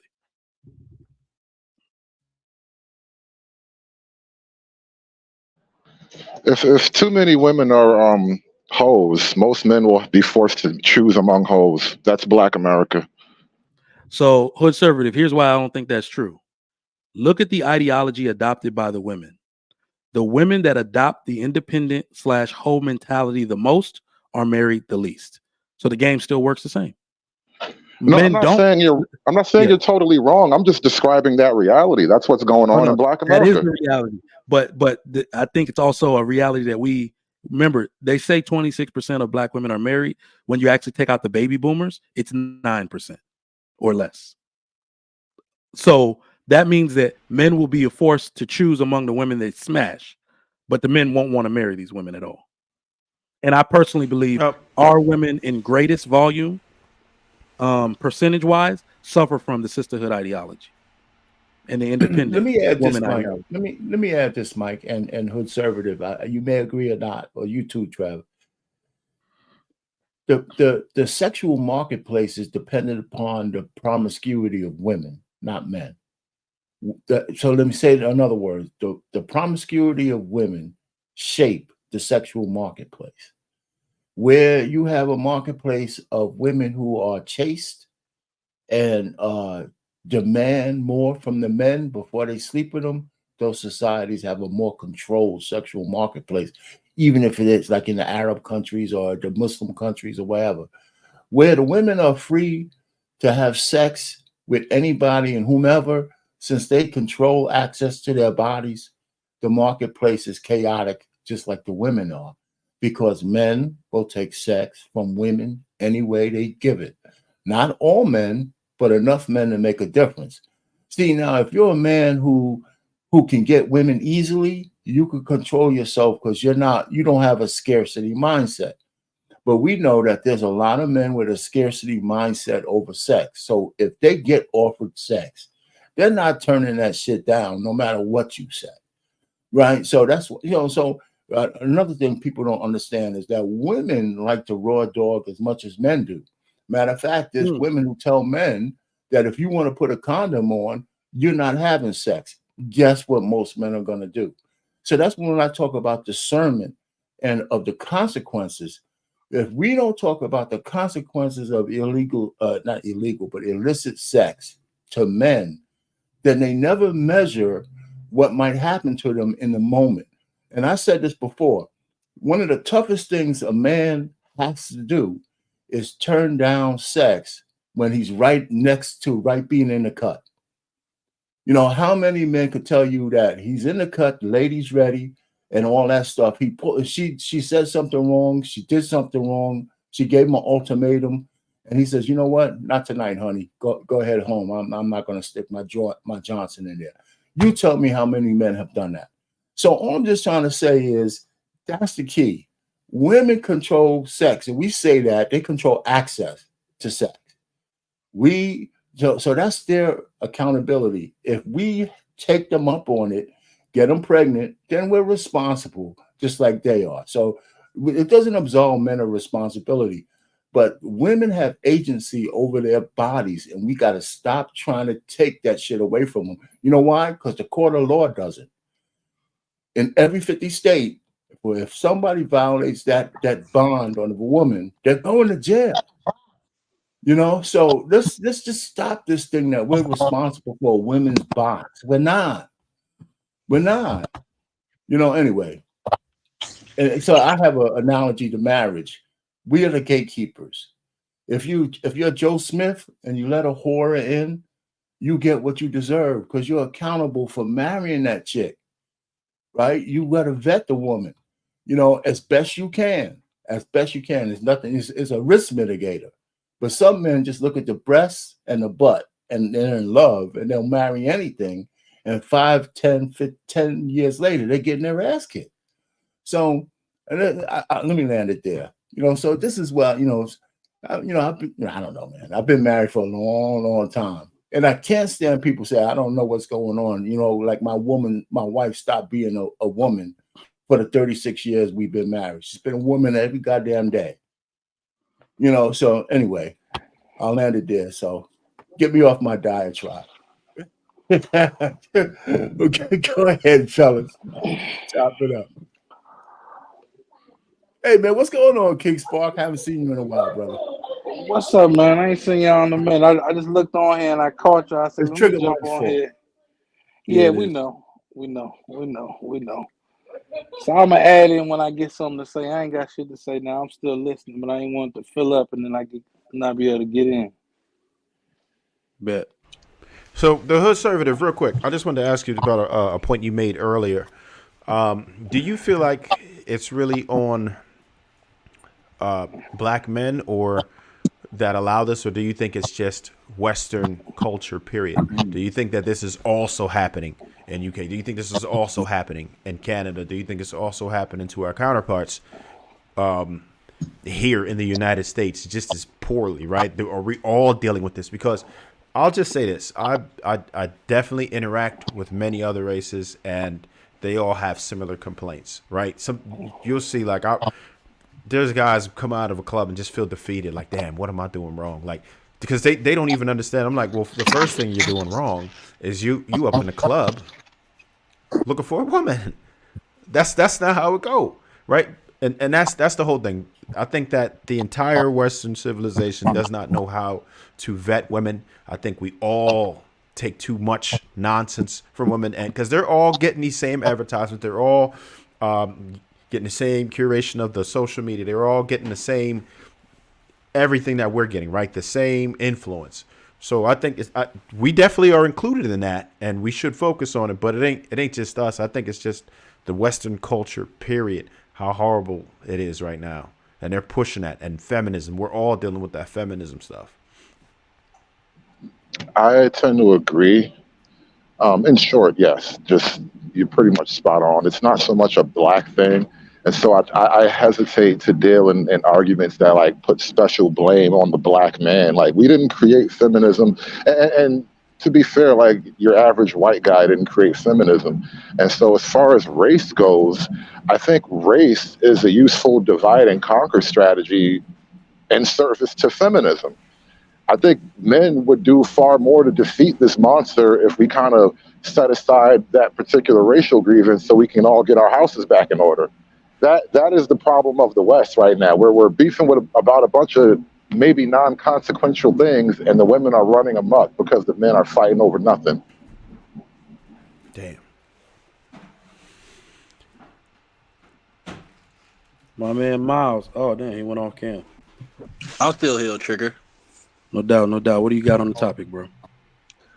I would say the big thing for how not just the black community, but the Western society itself, the fact that the tradition of how families are supposed to actually align with each other, communicate properly with each other, and also share similar values and what they're trying to all create for their future generations is what's going to have us downfall as a society as a whole. Indeed. And damn, now I already know the question that I have to ask is going to be invalidated now that Didi is here. So I know we've been speaking some good stuff, but every once in a while you need some terrorism for balance. Didi, what you got? What's the question? Girl, you know you don't need no question. You know you already got whatever statement. Well, I am not for disavowing any type of sisterhood. I think sisterhood is very much so needed.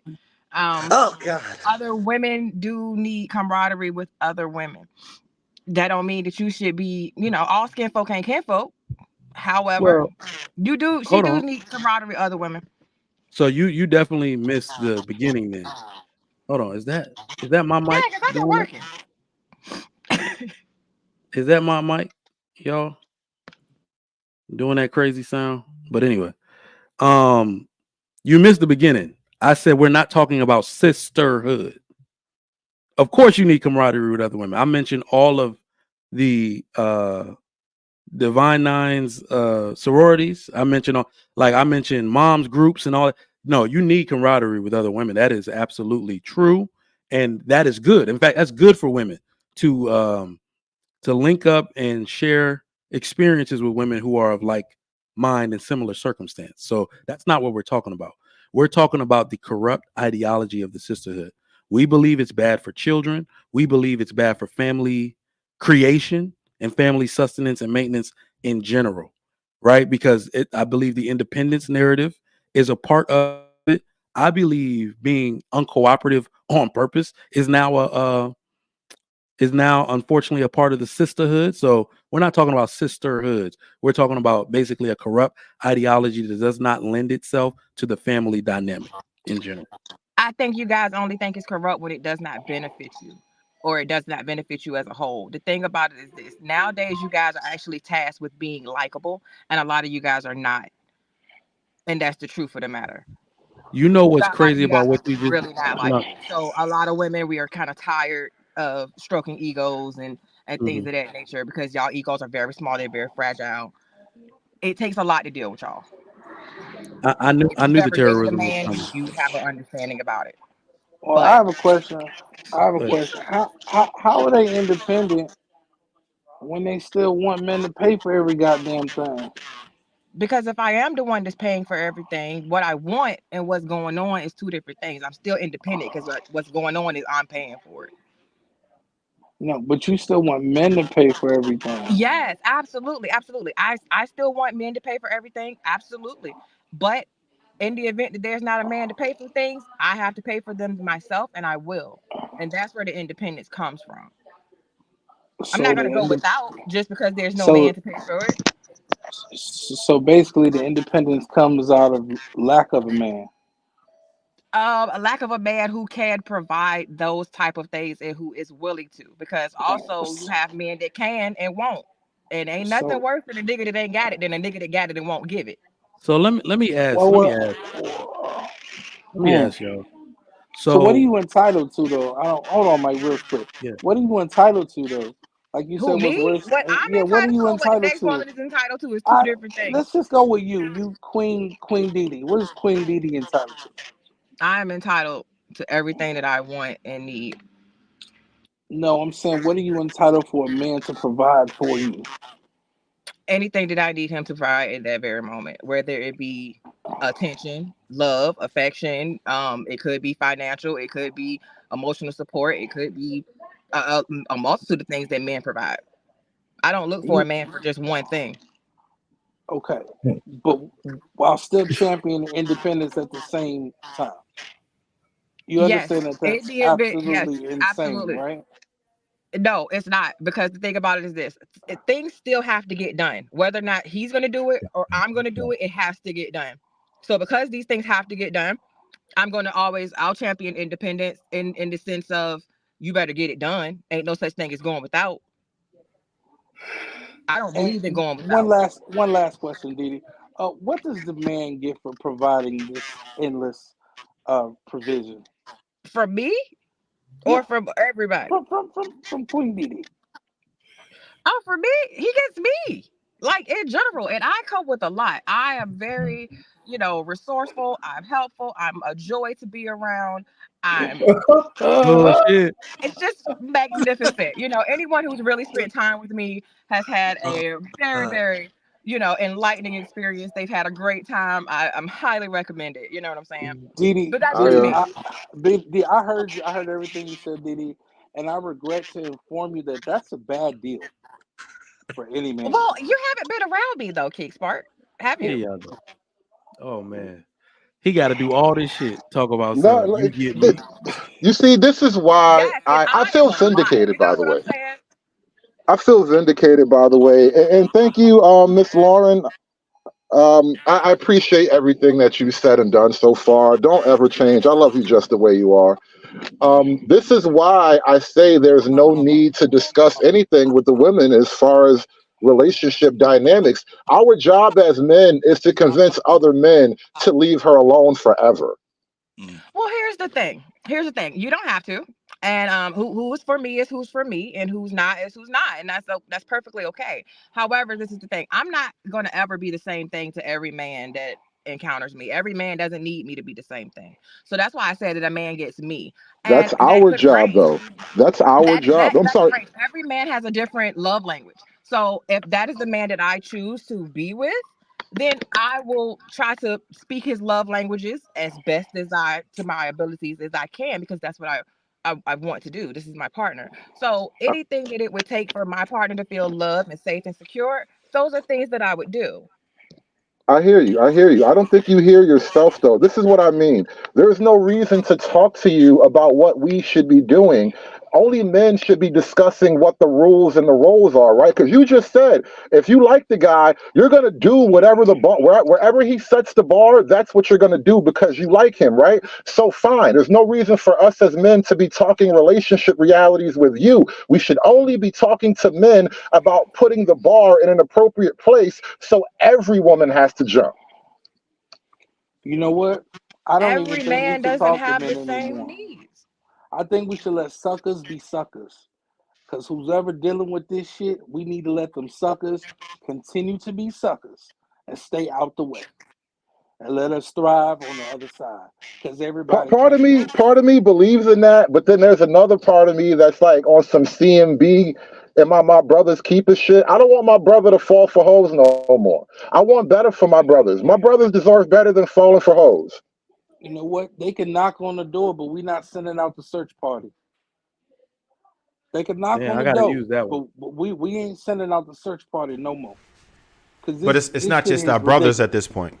It's our children, right? It's our children. It's our There nephews. you go. It's our cousins. And this is why we have to intervene. We can't, because it's not just our brothers at that point. It's our offspring that's going to have to deal with this problem. And when you allow these women to behave in that manner, we're not talking about Didi in particular because I didn't hear anything egregious just yet. But when we allow women that we were describing to be like that, you're messing up the curb, right? When you tolerate that, then it's just going to be more of that, right? Because if there's a bunch of suckers out here, then they'll just find a sucker. And the good men who deserve a good woman will not have them. And that's why we're having this type of an issue today.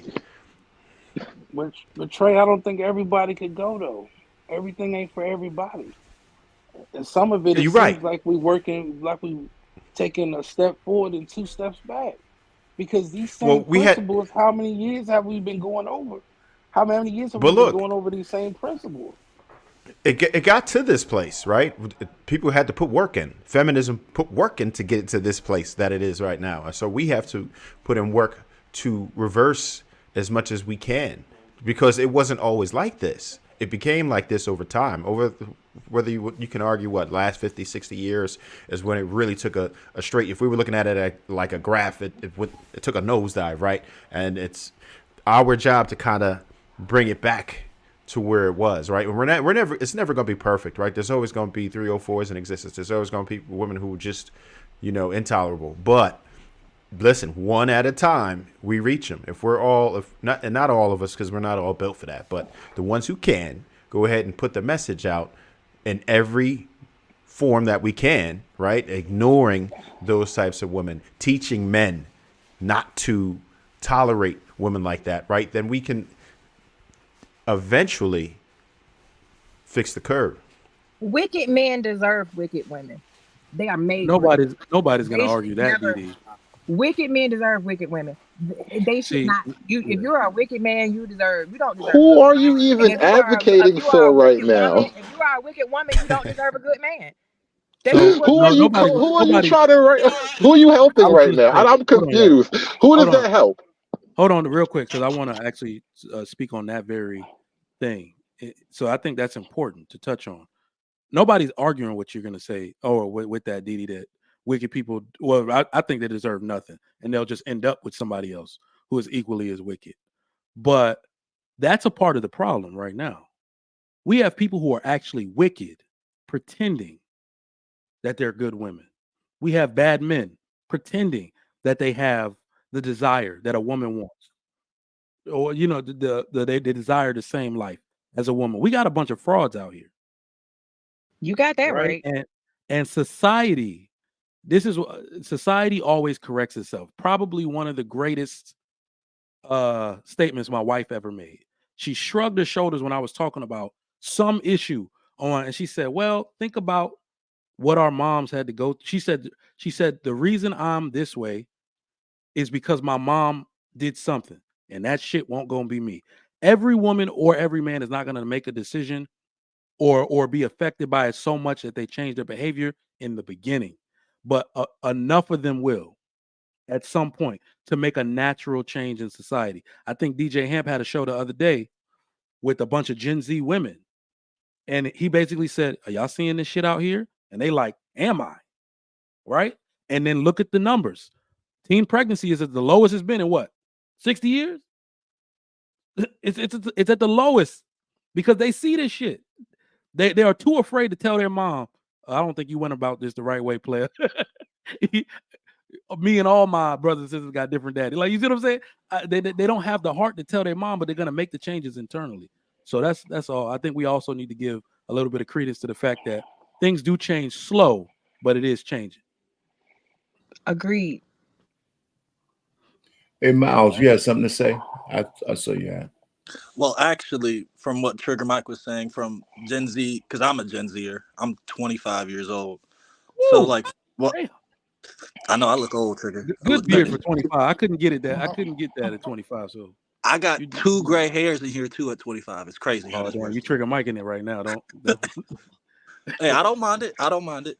But from what I'm seeing from this Gen Z, from like that 14 to like my age 26, like that 26 range, I'm seeing how everybody operates, and nobody really wants to actually work and push themselves to become better. They always just expect things to just happen to them because they're them. That's what I'm seeing. Even the dudes are doing that. And like from the friend group and the people that I hang around, I like all of us hold each other accountable in my circle. So we're always pushing each other to become better. Especially like for me, because I push everybody in the physical aspect in the fitness world. So I'm trying to get everybody better through that way, because I know that helps create also not only a strong mind but a strong body as well. But I feel like it went out the door, not just with the women, just with everything. Like for instance, like I came up in an era where there weren't no goddamn participation trophies. Yeah. If you didn't win, you didn't get shit. Yeah, That's it. that's it.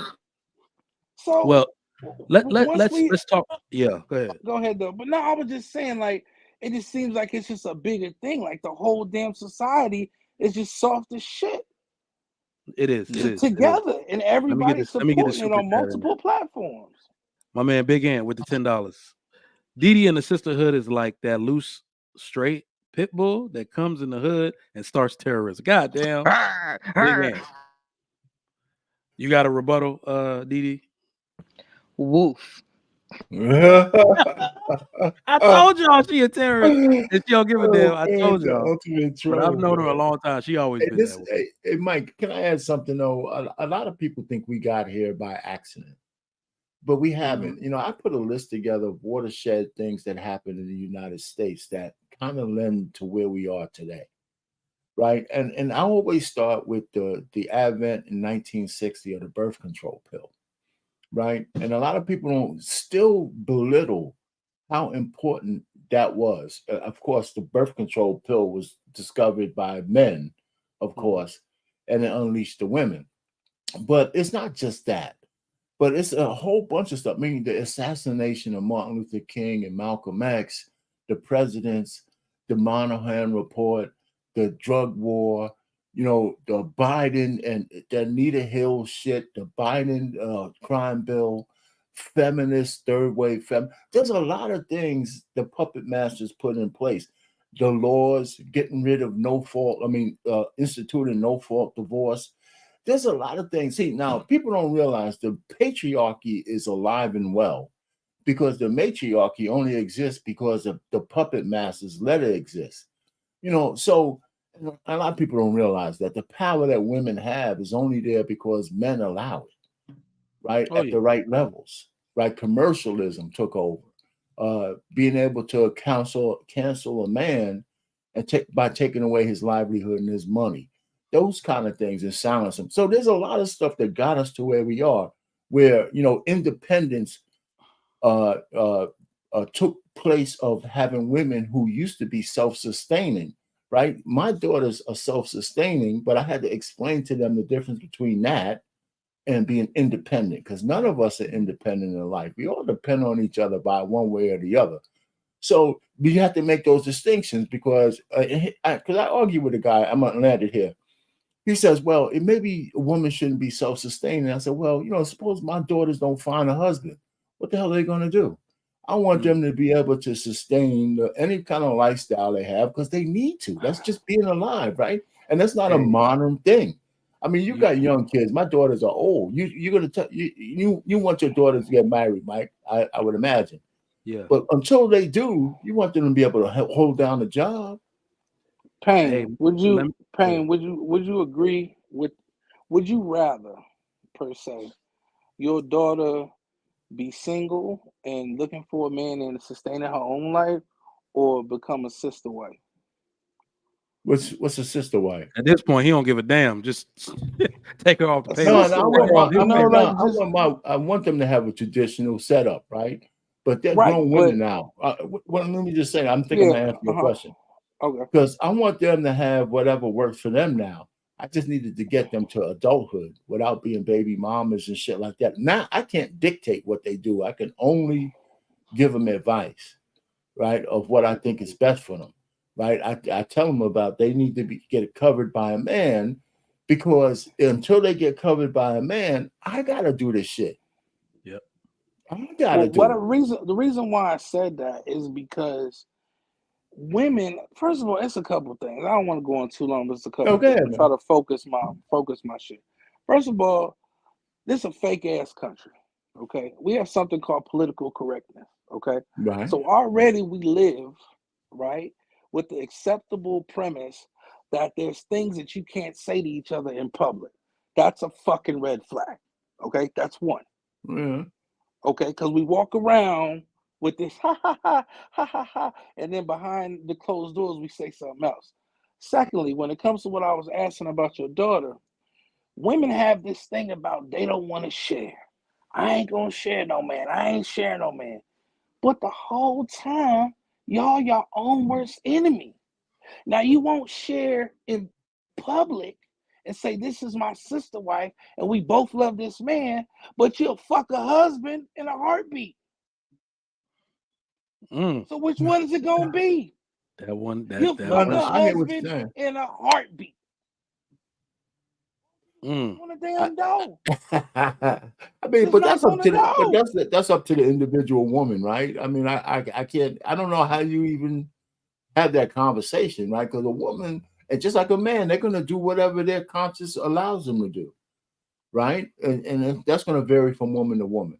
You know, it is just like the way men do their shit. It's gonna vary from men to men, except for the fact that normal heterosexual men want sex. The overwhelming majority of women have had sex with a man that she knew was in a relationship with another woman.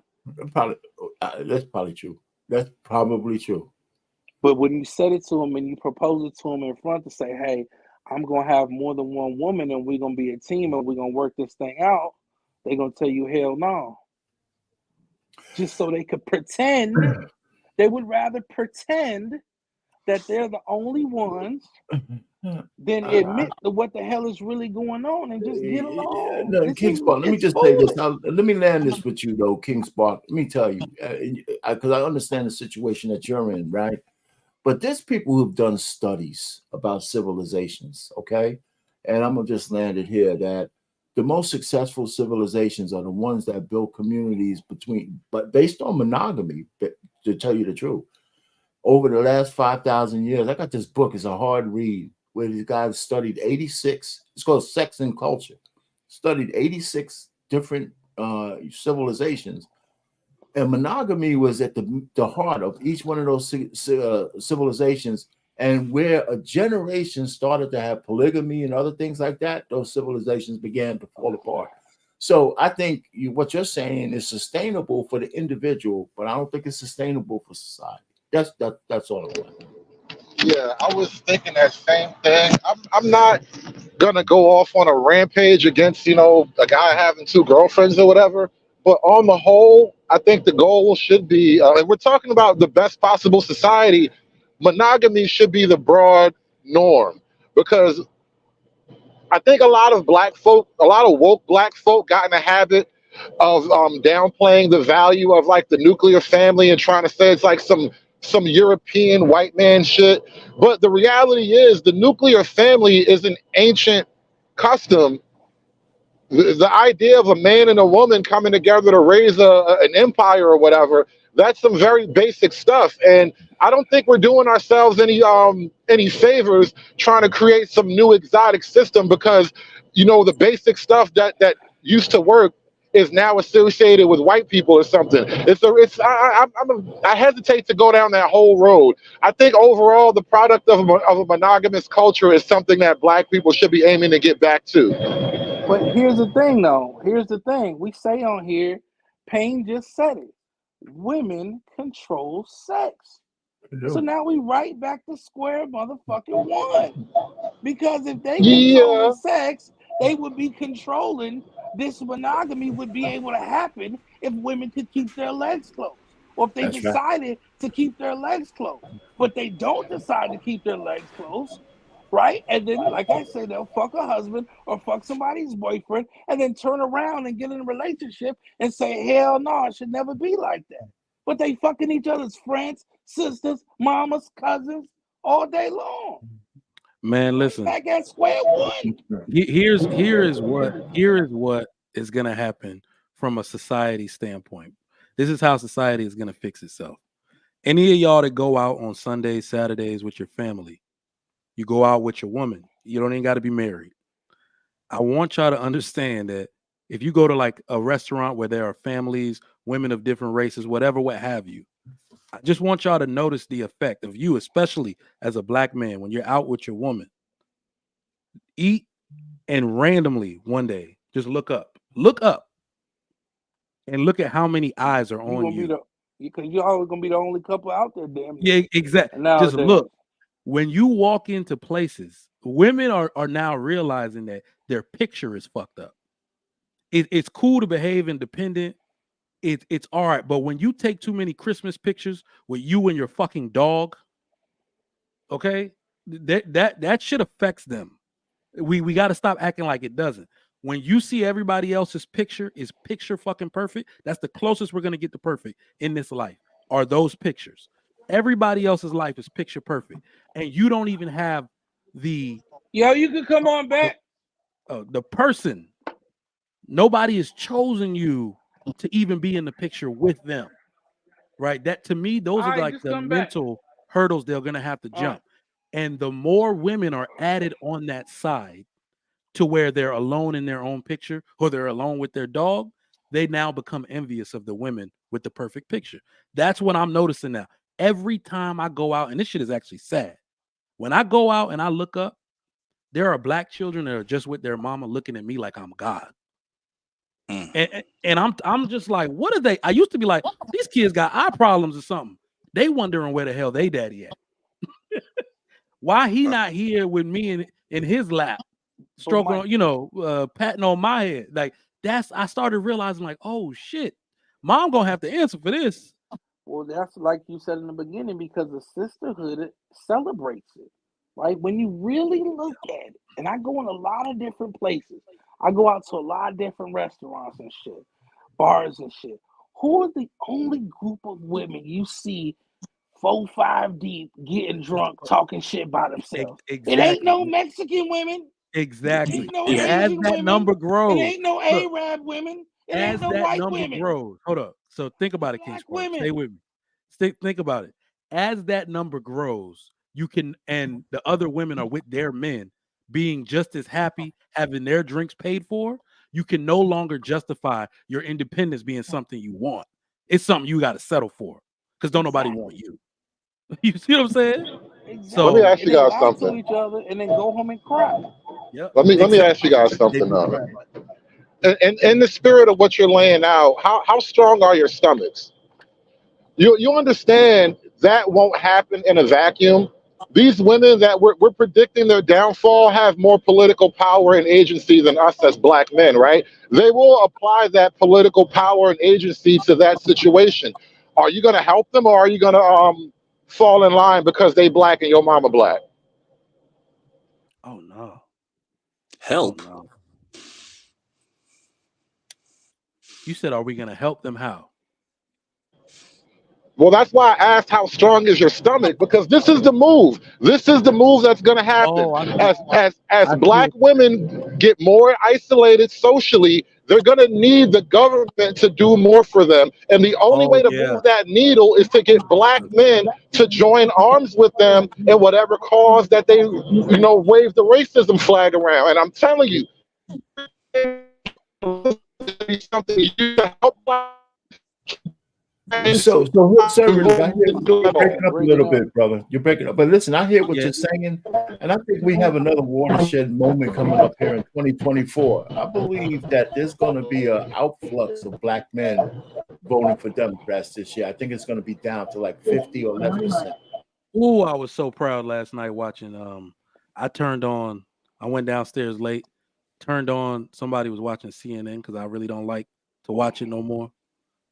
And 2 black male conservatives were chipping away at Abby Phillip, John Avlon, and the other chick. I was like, ooh, that right there is the representation of what the world needs.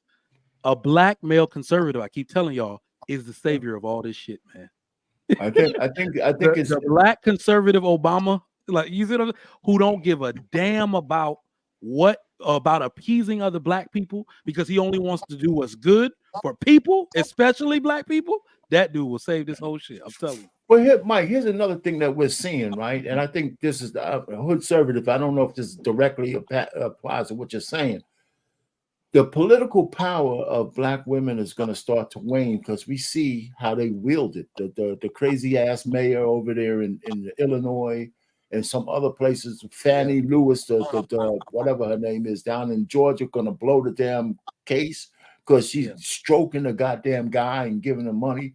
So all I'm just trying to say is a lot of women don't know how to wield the power that they have because they misuse it.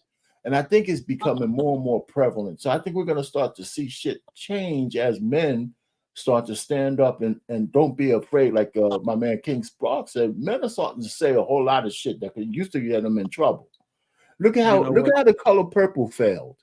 It failed because men decided to say shit out loud about it. That's part of it, not all the way, because it wasn't that good. But I'm saying they try to rejuvenate one of the worst movies against men ever.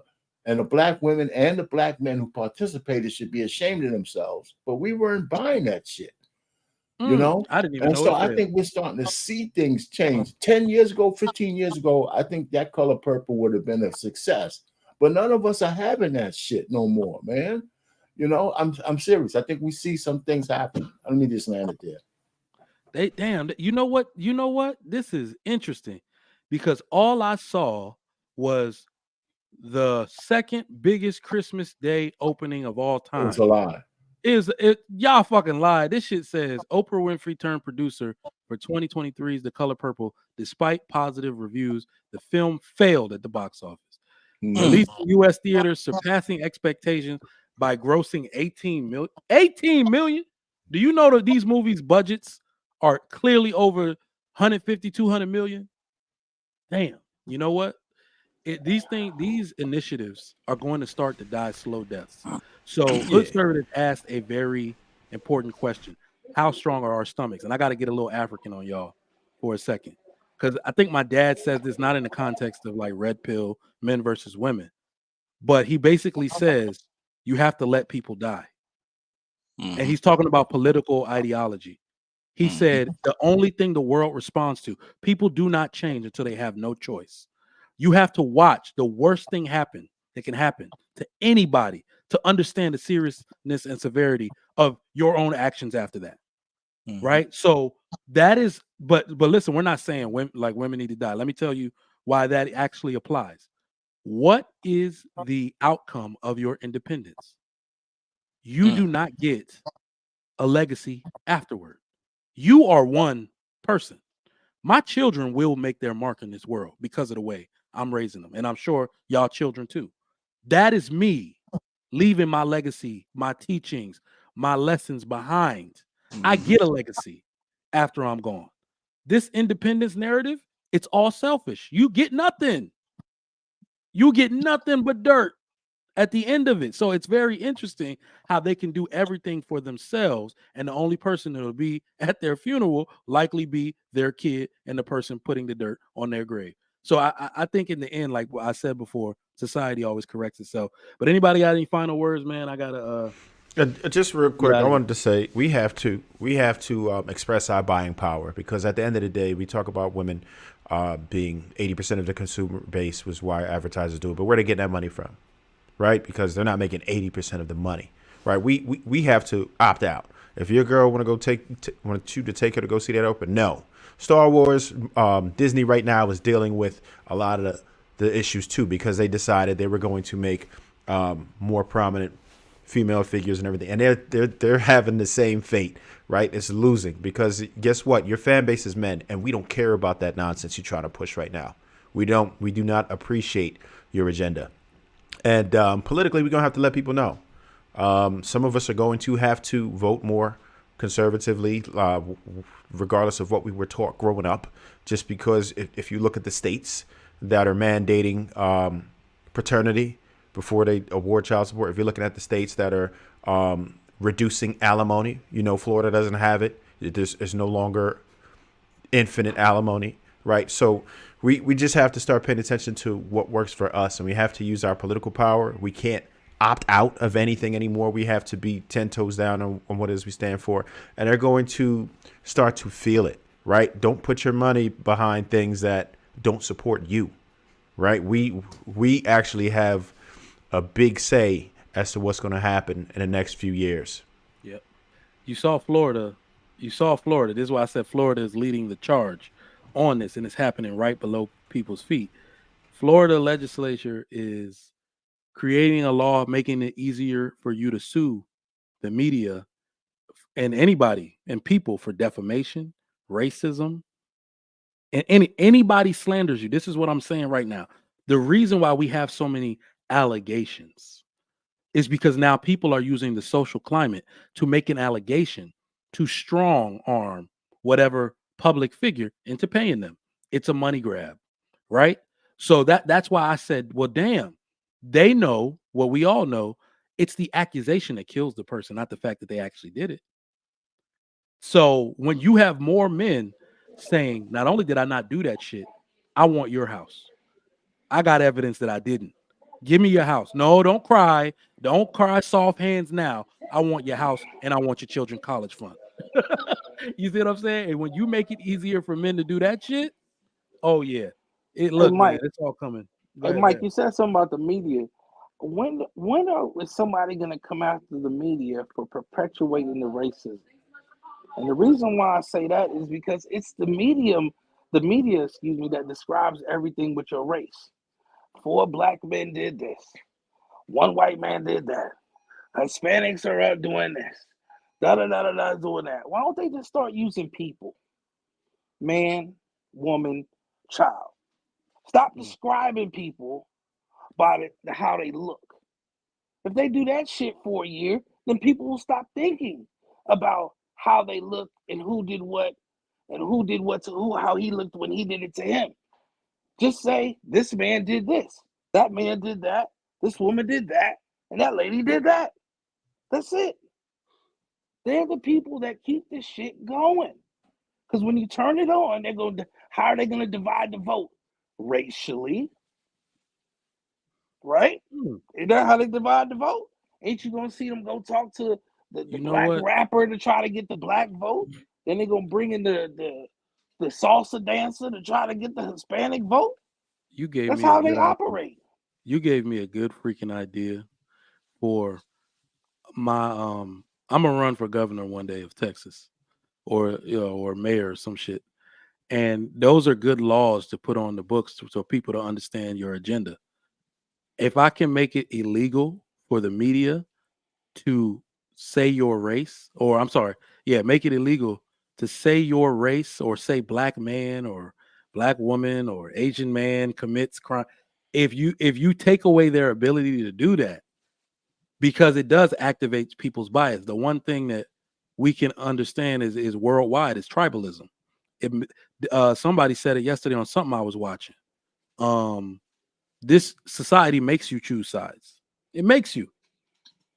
Because the second you're a black dude standing in a sea of white people and it just says white dude shoots up blank, everybody looking at you. You don't feel comfortable in the place you at the very moment.